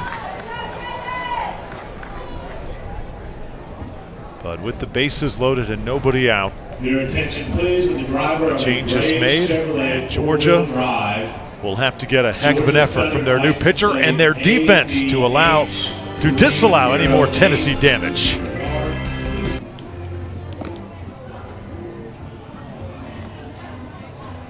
Back here in Warner Robins, another new pitcher comes on for Georgia. It'll be Sully White getting the ball. Started the game in left field. It'll be the 4th pitcher Georgia has used today. Now Sully White, fastball, breaking ball pitcher. Younger brother of Sean White of Peachtree City American that we saw a couple years ago. Their dad, Jeff White, one of the coaches, had a chance to revisit with him a couple days ago. Showed us a highlight of his son going deep. A thrilling thing for me because anytime a catcher goes deep, I'm very excited. Okay, and this little guy hits the ball over the fence, and it was something to behold, and it was something. It was a really nice moment. I really thanked Jeff White for sharing that with us.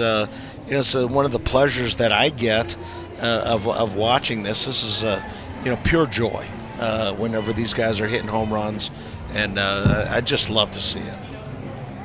Yeah, really creating lifelong memories for these young men. Also, the coaches as well.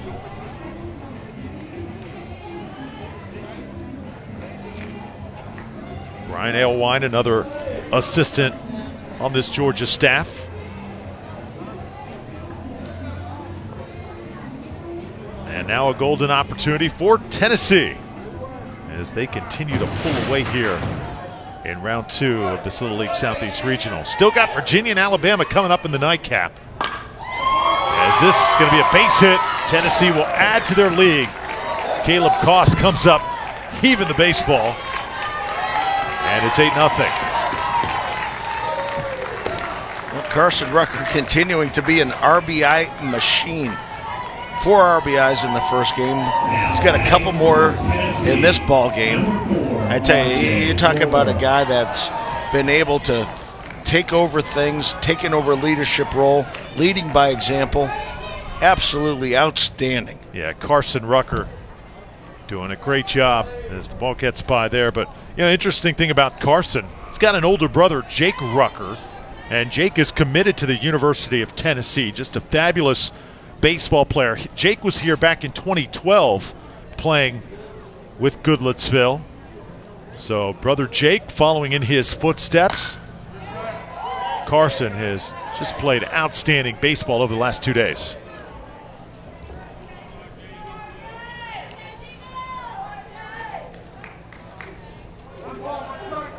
Now it's R.J. Moore's turn.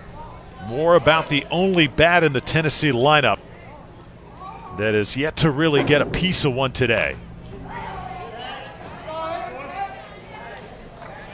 Had a chance to see R.J. Moore's family before the game, Mike, is his family wearing the R.J. Moore t-shirts, jerseys, about the 3rd row right behind the plate.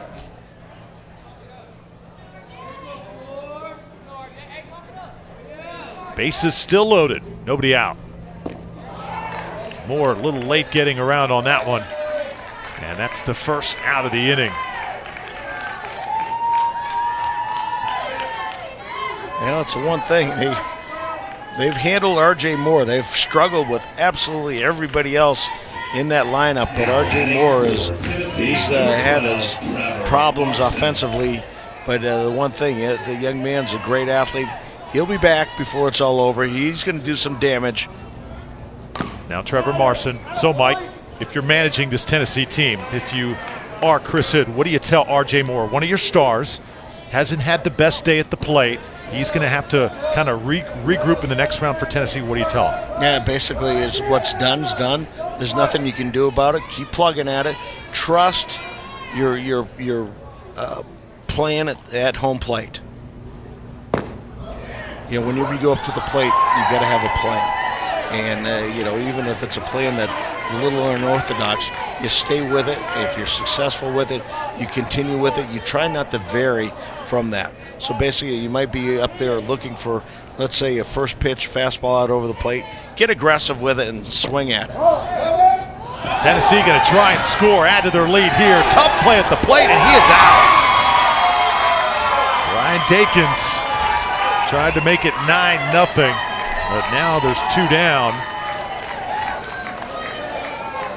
Tennessee a little too aggressive there. Yeah, we'll take a look at this, and a little late break by Dakins here is a good, he's out. Definitely out right there. Nice job. Good hustle by Lewis. Good job by Sully White covering home plate. Call right on by Rich Bavalakwa. I think we're going to try and possibly challenge this. See if he did get by home plate. As you saw Coach Chris Hood have a short discussion with our home plate umpire, Rich Bavalakwa. Well, what I'm thinking is, you know, on that slide, he tried to go around and touch it with his hand. I think it would have been better off if he would have slid just feet first right at home plate, would have got there a lot quicker. So remember, call on the field is out at home plate. And for Tennessee, they have a comfortable 8-0 lead, but I think they would probably prefer to win this with a 10-run rule. This would be huge in that respect, and I don't think this call is going to be overturned. He is going to be out at the plate. But if you're Tennessee, haven't used that challenge all game, why not use it now? Sure.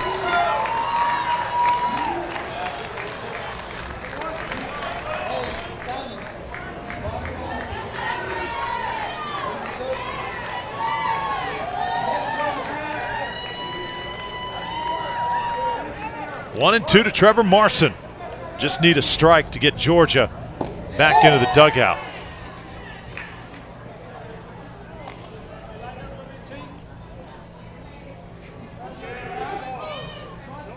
There's a big hole down that left field line right now. Marson with that great pull power. Not going to get a chance. Strikes out. So Georgia able to halt the damage. Still, Tennessee notches 2 more. They lead 8-0, headed to the bottom of the 5th.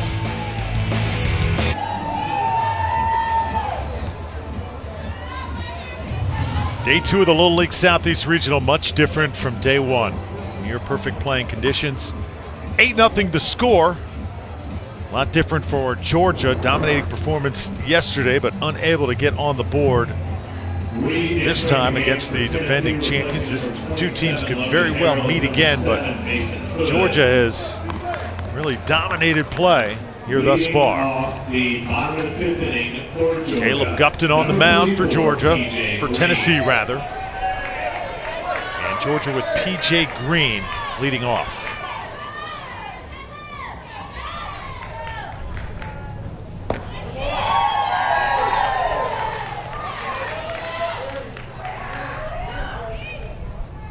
Seven hits for Tennessee.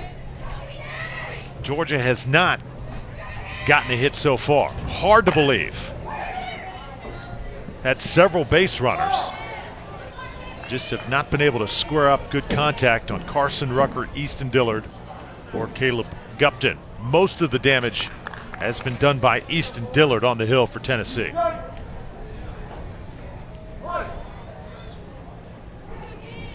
Georgia's had their opportunities. It's almost something to where you kind of look up at the scoreboard, you realize they have not had any hits. Hard to believe, Mike. Yeah, it really is. You know, hats off. Tennessee's had a good game plan on the mound. They've really challenged not a whole lot of strikeouts for Peachtree City. Only 5 strikeouts during the game that I have. And, you know, there's a lot of balls that have been put in play. Good defense by Tennessee. They just played a very solid game.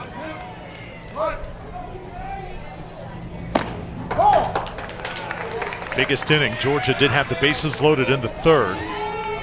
Tennessee found a way to get out of it, courtesy of Easton Dillard shutting the door.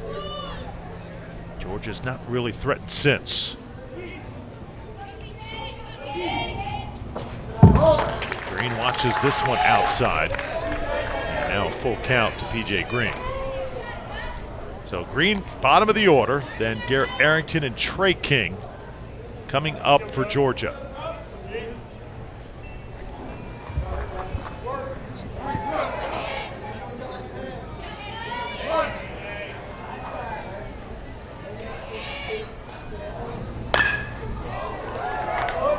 Big swing by Green. This one fouled out of play.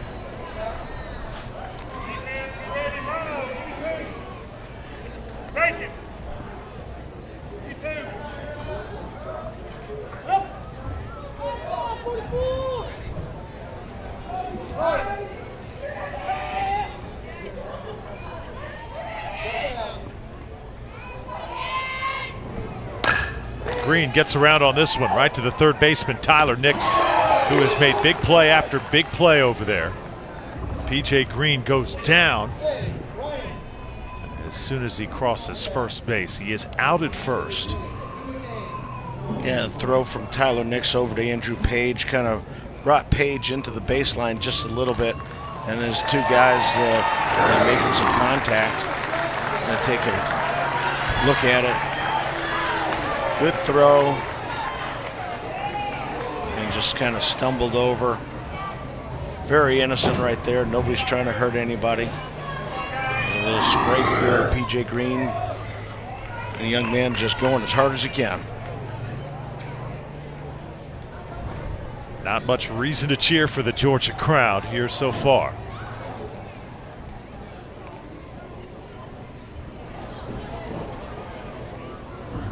So Garrett Arrington will be the next batter. And see Ryan Danbury, the manager for Georgia, coaching staff for Georgia, Brian Aylwine and Jeff White. It was amazing, Mike, how appreciative they were of what the manager, Ryan Danbury, has done for this team this year to get Georgia here to Warner Robins. This play being challenged right now. That's the reason for the halt in the action. But again, Coach Danbury just doing great stuff for this Georgia team. Yeah, and you know, one of the most impressive things is, you know, Ryan doesn't have a son on the team, so he's doing this out of the love of the game. As a young man that had a chance to play a little professional baseball, has struggled with his health and had some arm injuries, but he's out there throwing BP to these guys, teaching them, give them everything that they can. Number 8, Garrett And for all those out there that are wondering, the call is upheld, so there's 1 out. Garrett Anderson now comes up for Georgia.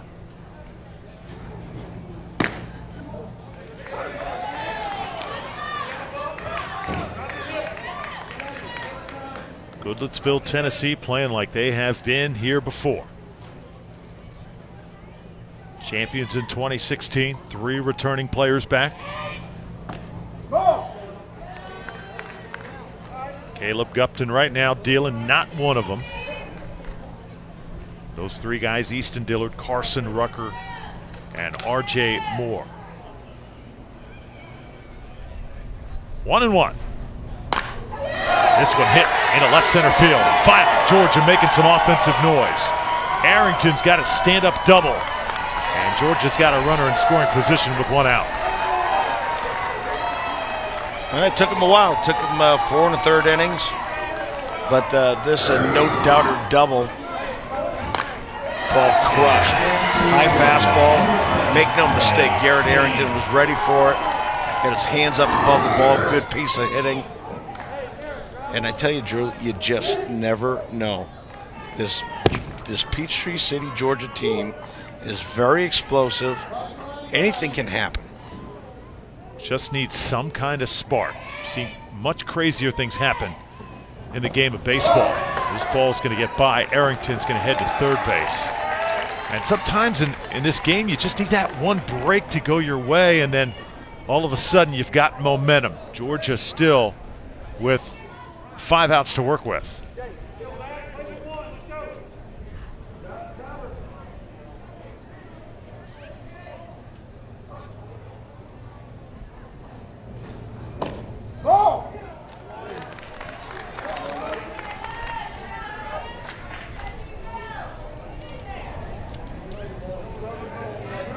Trey King in the 2-hole for Peachtree City. Just waves at that one. And it's strike one. So 2 balls and 1 strike. Jace Blaylock will be on deck for Georgia. So if King can get aboard, Blaylock with home run power, Georgia can get something going here in the 5th. This is popped up. Left fielder Trevor Marson makes the catch, and Georgia will finally get on the board. Not the way that they envisioned scoring runs before this game, but they will take it, and it's 8-1. Yeah, a situation where Trey King with 2 strikes, just protecting. He hit the ball real far enough, but I think Trevor Marson kind of lost sight of who was on base and where they were. He caught the ball, wasn't ready to throw the ball home. And just a lesson for you out there, just be ready. Don't take anything for granted. Yes, it's an 8-run lead, now a 7-run lead. It's always know your surroundings.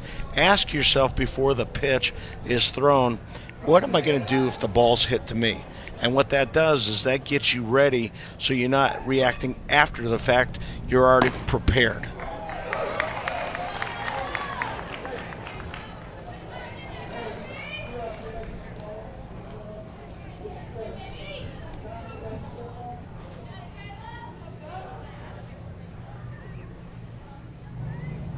Blaylock gets around on one, and it's by him for a strike.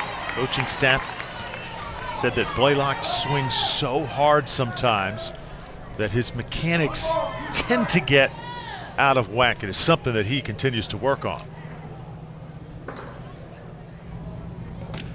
Watches this one go by him. Now Jace has been involved in some home run hitting contests. I don't know if it was the last one that the coaches said, but one of them it was at a high school field. And he had no problem negotiating the 325 plus feet fences. 2-2 to him. Big swing again. Pops this one up high in the air. R.J. Moore coming on to make the grab for Tennessee. Georgia does get a run, but they still trail by 7 as we head to the 6th inning here in Warner Robins.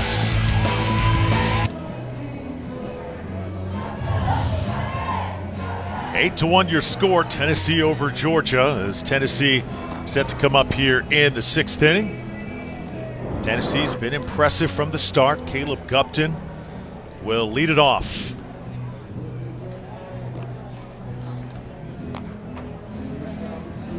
And for the defending champions, it will be 5, 6, and 7. Gupton followed by Tyler Nix. Andrew Page will be in the hole. Caleb Gupton doing a great job on the mound for Tennessee today. Yeah, and to tell you, looking at this ball game, you think that you run into Tennessee, you shut down the 3, 4, and 5 hitters, and you'd have a pretty good chance to win. But everybody else has stepped up. Leading off the top of the 6th inning. Leadoff guys, the guys down in the order have kept things going. Yeah, 3, 4, and 5 have been quiet. Sully White still throwing for Georgia.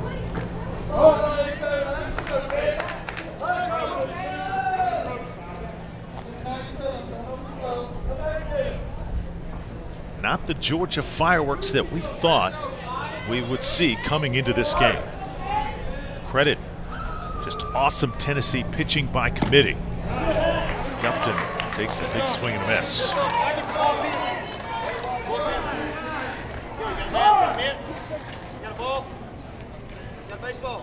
Georgia coaches hoping their team can get something going.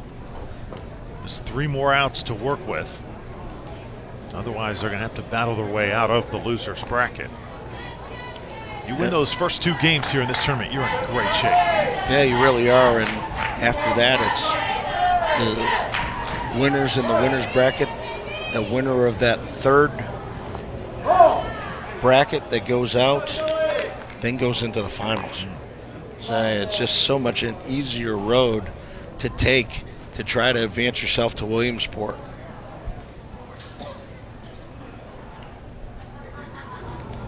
Sully White delivers and walks the leadoff batter.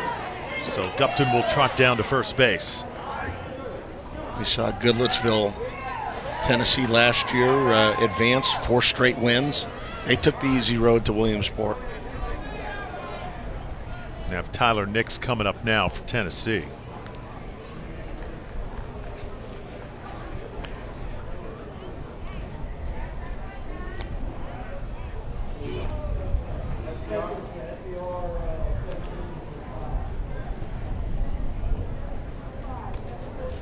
Entering the game as a special pitch runner at first base, replacing number 5, Caleb Gupton, is number 17, Andrew McWilliams.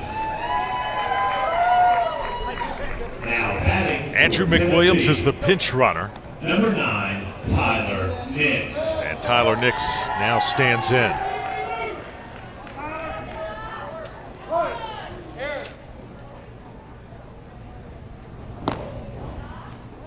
Interesting rule change this year on those pinch runners. They cannot be used every inning, Mike. Only 2 out of the 6 innings in Little League Baseball. One thing is different from a year ago. It's been the use of pinch runners. We saw pinch runners in the past years just about a third of the time. That number is big time decreased. Yeah, we're going to call that scorer's nightmare. Yeah, it's really, it was so difficult to try to keep track of. You had special pinch runners in on that, and I think really this is one of the rule changes that definitely helps things out for everybody. Yes, you're being able to utilize some players, but it doesn't get out of hand.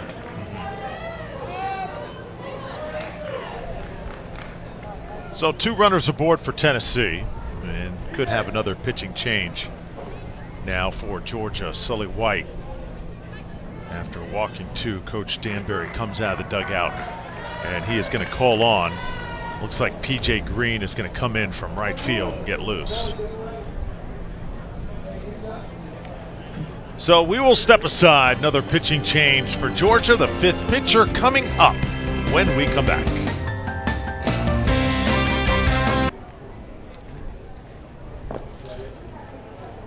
P.J. Green, the new pitcher for Georgia. Sully White replaces him in right field. You know, P.J. Green, good fastball pitcher, middle to upper 60s, throws a cutter as well as a curveball.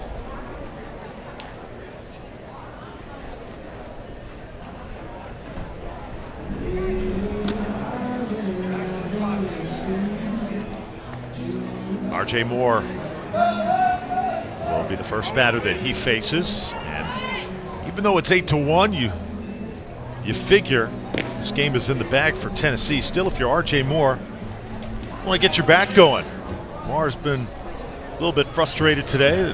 He has not been on base just yet. Surprising. He's one of the most talented players in this entire tournament. Andrew Page. This is going to be Andrew Page hitting, though, for Tennessee. So, pardon me. It will be Page and not R.J. Moore. I can assure you in that dugout, though, you're looking at Moore, Marson. You know, they're both wanting to get back up there again. Absolutely. Hit hard. Page has been swinging it so well in the last few at-bats. And how about the arm for Caleb Cost in center field? That's the arm we've been wanting to see. And a big part of this is how he gets to the ball. It's a rocket shot up the middle, and the charging, getting rid of the ball. What that does is that stops that third base coach from sending that runner. The sooner you can get to the ball, the sooner that third base coach has to make his decision.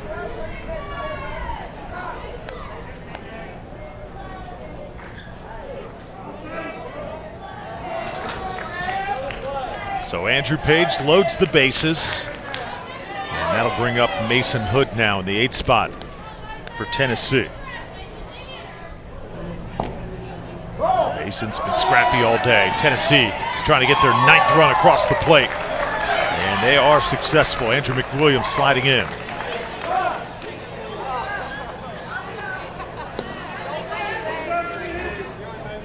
Well, it's been a long day for Simon Lewis behind home plate. He's spent a lot of time with that gear on. Been a beautiful day, but a little hot and humid conditions.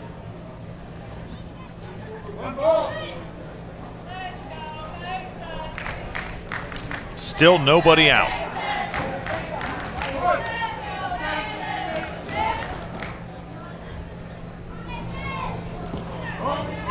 Green throws this one in the dirt.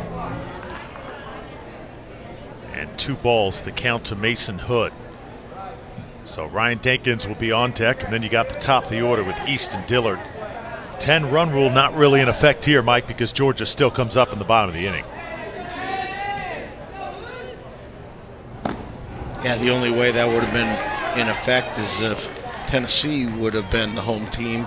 They would not have had Georgia hit into the top of the 6th inning if it was reversed like that. But either way, you don't want to leave a bad taste in your mouth. You want to try to get out of here with some good feelings going into tomorrow. Yes, it's not been your best day, but again, trying to get something positive, get some momentum, forget about today, get it all going for tomorrow. Mason Hood, good contact. And Blaylock can't handle it at first. 1 run is in. And the second one, Page stopping at 3rd. So runners at 1st and 3rd. And just credit this Tennessee lineup continuing to put the ball in play. And again, Mike, it's not coming from the meat of their order. It's coming from the guys in the bottom half. Yeah, it takes 9 hitters. And here Chase Blaylock got a little bit handcuffed. His footwork didn't quite get to where he needed to go. He ended up reaching instead of moving his feet to try to get in front of him. Dakins takes ball 1. If you're Georgia right now, you just need an out.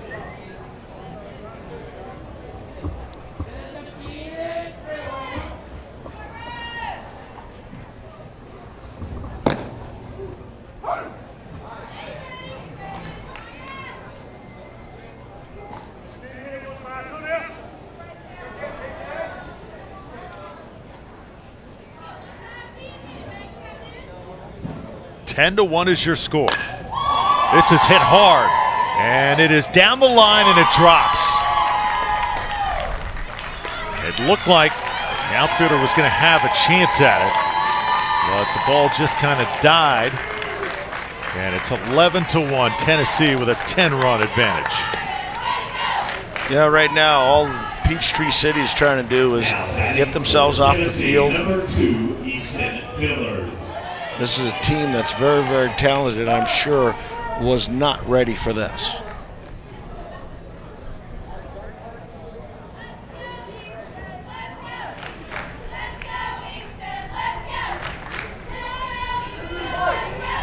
Easton Dillard, top of the order.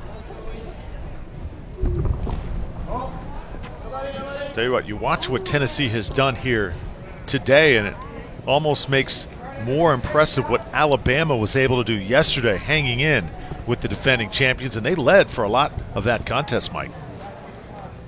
And Carson Rucker with a big 3-run homer changed the complexion of that. At the time, it was in the 3rd inning, and J.R. Kitchens was really dealing on the mound. They had a 2-0 lead. Things were going well after the homer. Things fell apart a little bit for Alabama, but I tell you, that was a gutsy performance from this Alabama team yesterday. Going to get a chance to see Alabama a little bit later today as they'll take on Virginia. That game was supposed to start at about 7 o'clock. It's probably going to be pushed ahead depending on the finish of this one. There's a nice play, double play made by the third baseman. It's one of the better defensive plays that we have seen today by a Georgia player. Trey King doing the honors. Well, let's just call this tailor-made. Ball right to third base, knew exactly what to do. A step on third, good throw to first base. Double plays don't come much easier than that.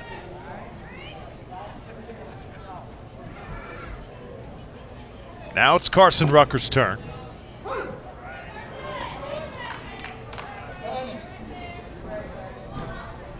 You know, it's so far, seen a lot of great performances. I think this young man at the plate may be the MVP. And thus far, I say he's, according to my book, he's got 6 RBIs in 2 games.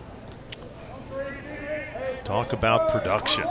And coaches Chris Hood, Harrell, and Mike Harrell and Kelly Gupton had a meeting with the 3 returnees, Easton Dillard, R.J. Moore, and Carson Rucker, and said, you know, guys, this is when you need to step up. This is whenever you got to be a leader.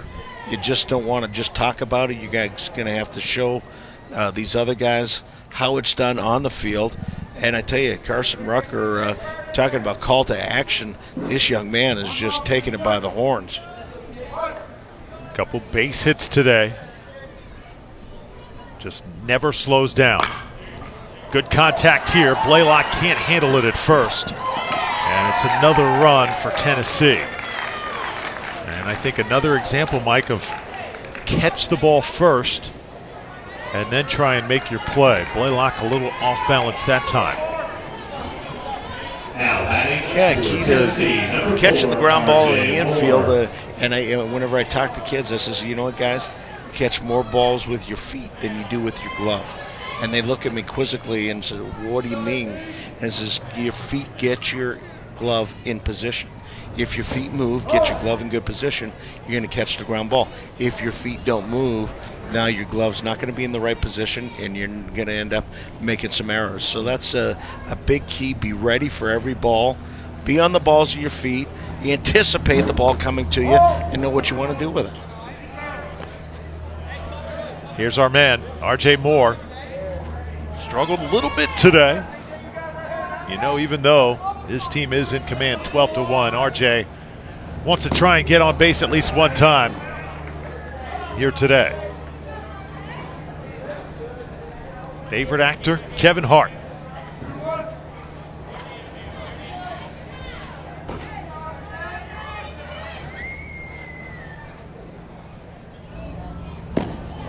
RJ watches one high. 3 balls, 1 strike.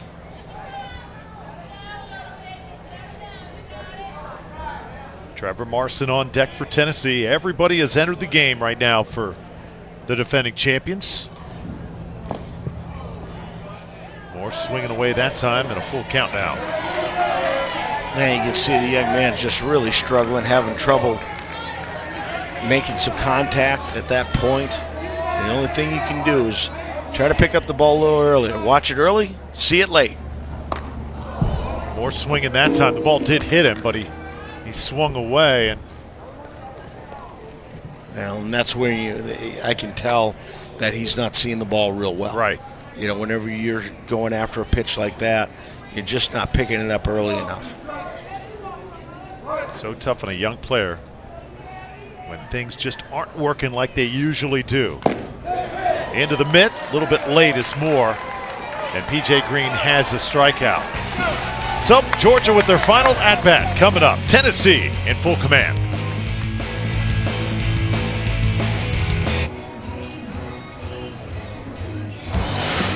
More baseball to come here on day 2 of the Little League Southeastern Regional. That's our results so far today. Florida and North Carolina both victorious. Tennessee taking care of Georgia right now, an 11-run lead heading into the bottom of the 6th. Still got Virginia and Alabama as the winner will stay alive. The loser will be sent home. Here from Warner Robins. Take a look at some of the members of that Alabama team, and take a look at Virginia. They have been very cozy in center field for about the last hour. Caleb Gupton still working for Tennessee. Bryce Aylwine, the hitter for Georgia.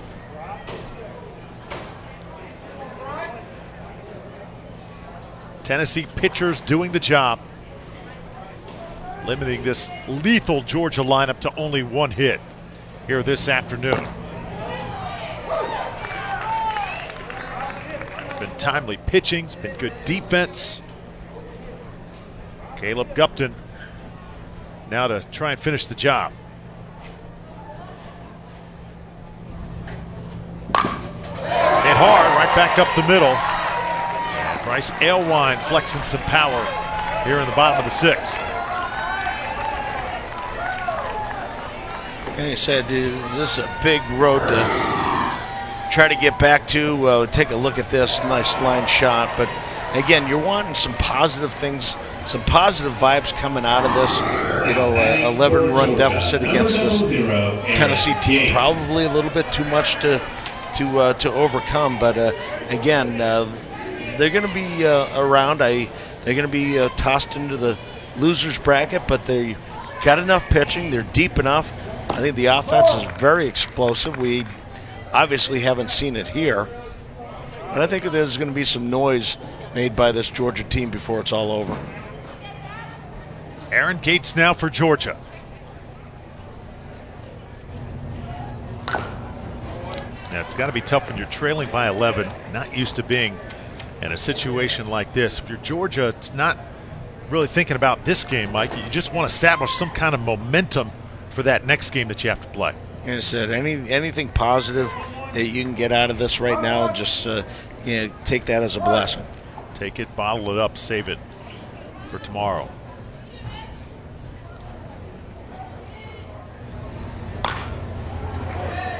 Aaron Gates fouls it back.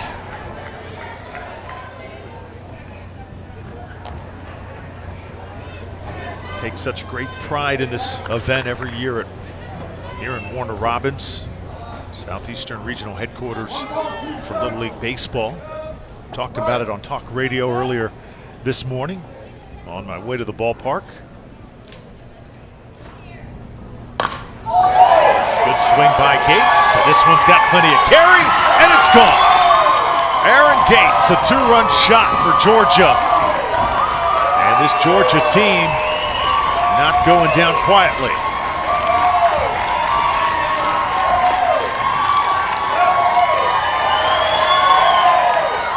Yeah, there's some frowns turned upside down. There's some smiles in that dugout. You take a look at this, and nice swing, stays through the ball. He knows it's gone. Aaron Gates really puts a beautiful swing on this. No doubter.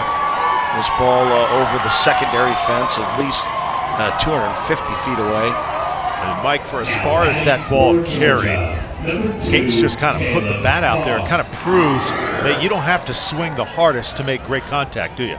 Well, it's just a lot of it's about bat speed. A lot of it's about bat control. When you swing too hard, you lose bat speed, actually, and you lose bat control. It causes you to swing and miss. Caleb Kost's turn for Georgia.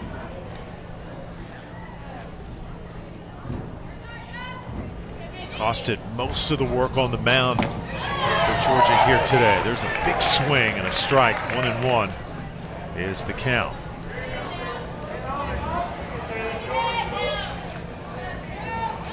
Caleb Gupton unfazed for Tennessee. Still a 9-run advantage.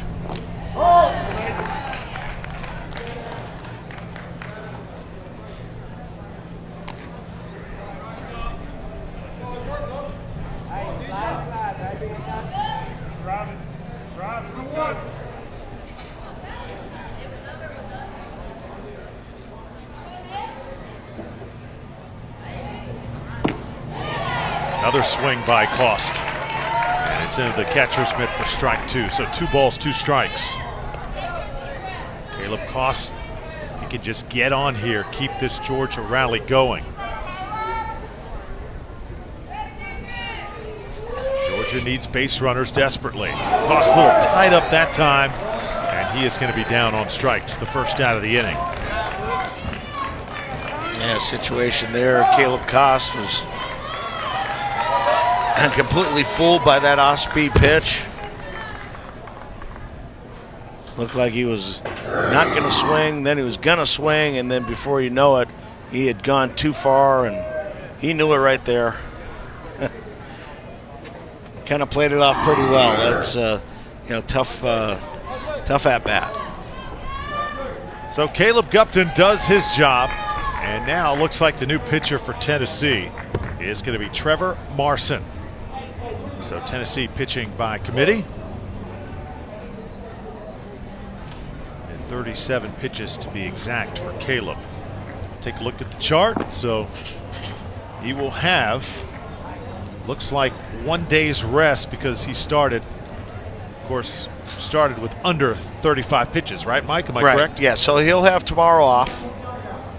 And, should they win this, go on and continue to win this ball game, they get tomorrow off anyway, so that counts. And that's the reason why we're seeing Trevor Marson in right now is now there's really no penalty. You keep him under his pitch count. Now you can bring him back if you need to on Monday. Trevor Marson, described by his teammates being the bodyguard of this Tennessee team. Changes for Tennessee. Biggest player on the roster. Just mashes the baseball when he's at the plate. Man, can he ever deliver a fastball? He's a low 70s pitcher. He can touch 73, 74 miles an hour. Throws a nice curveball, but whenever it comes down to it, he playing old-fashioned baseball. He's getting it back, rearing back, and just throwing gas.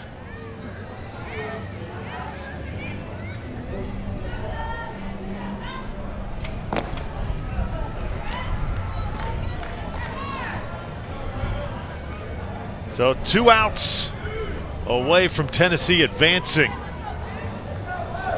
And Georgia being sent down to the loser's bracket. Sully White will stand in now for Georgia. Sully White. A couple defensive adjustments by Tennessee. Caleb Gupton moves over to first. R.J. Moore to left field. Andrew Page now is the right fielder.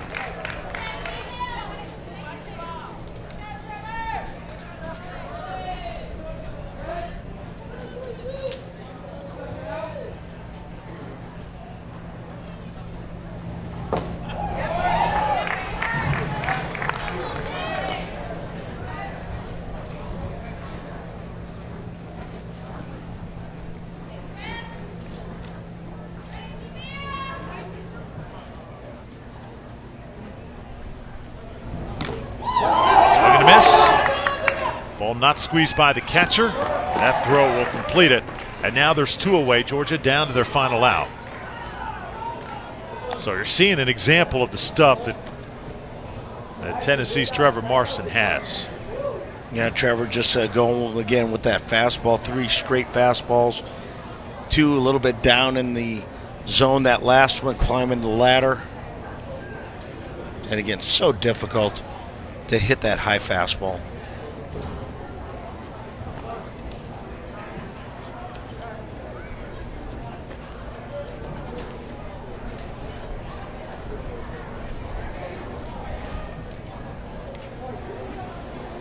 This play now under review. Was he out at first base? Well, they wanted to see if Caleb Gupton kept his foot on the base.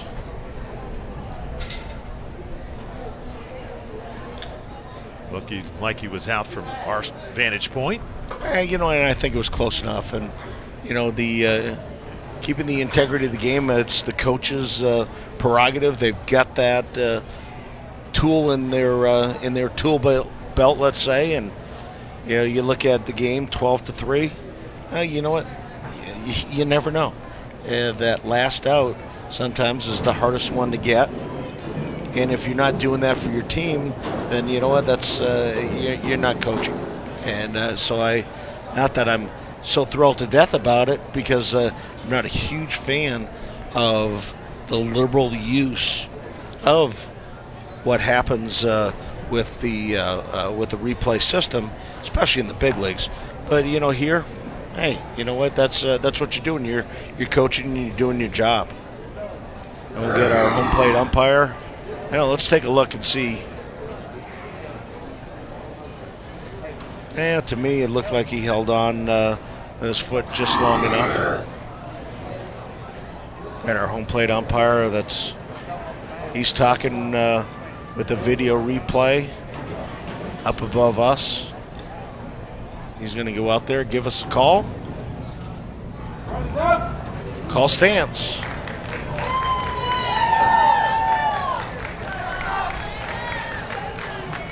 This is the 5th game of competition we've had here in Warner Robins. I believe we've had one call overturned. Play on a double play in that Florida game as Florida defeated West Virginia.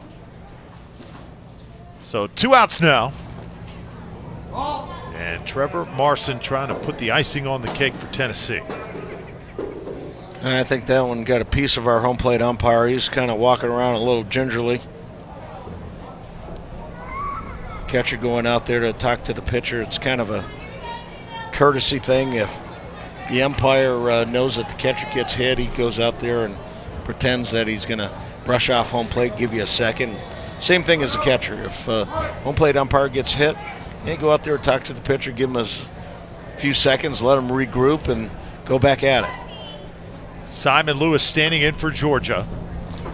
Marson now hits his catcher, Mason Hood. Hood a little shaken up.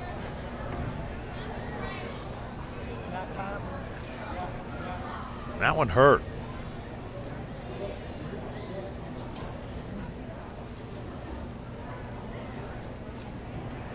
Yeah, not sure where he got that, but that little guy's struggling. Manager Chris Hood comes out to tend to his son. Let's take a look. Oh yeah, that one got him right in the arm. Ouch.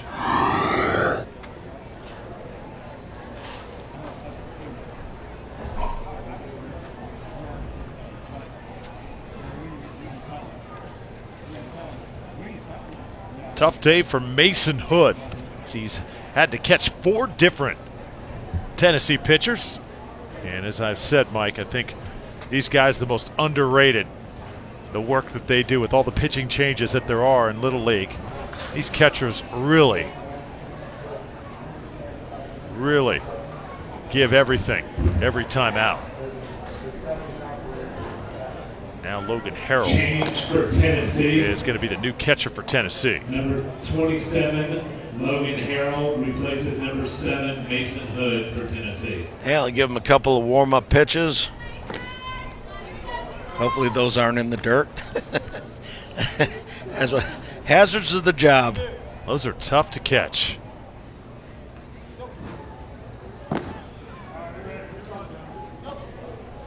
All right, young man's ready. He says, let's go, ump, I'm ready.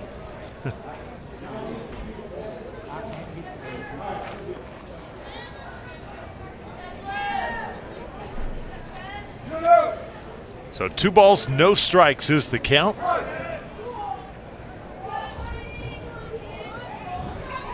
Simon Lewis, the hitter for Georgia. There's a strike.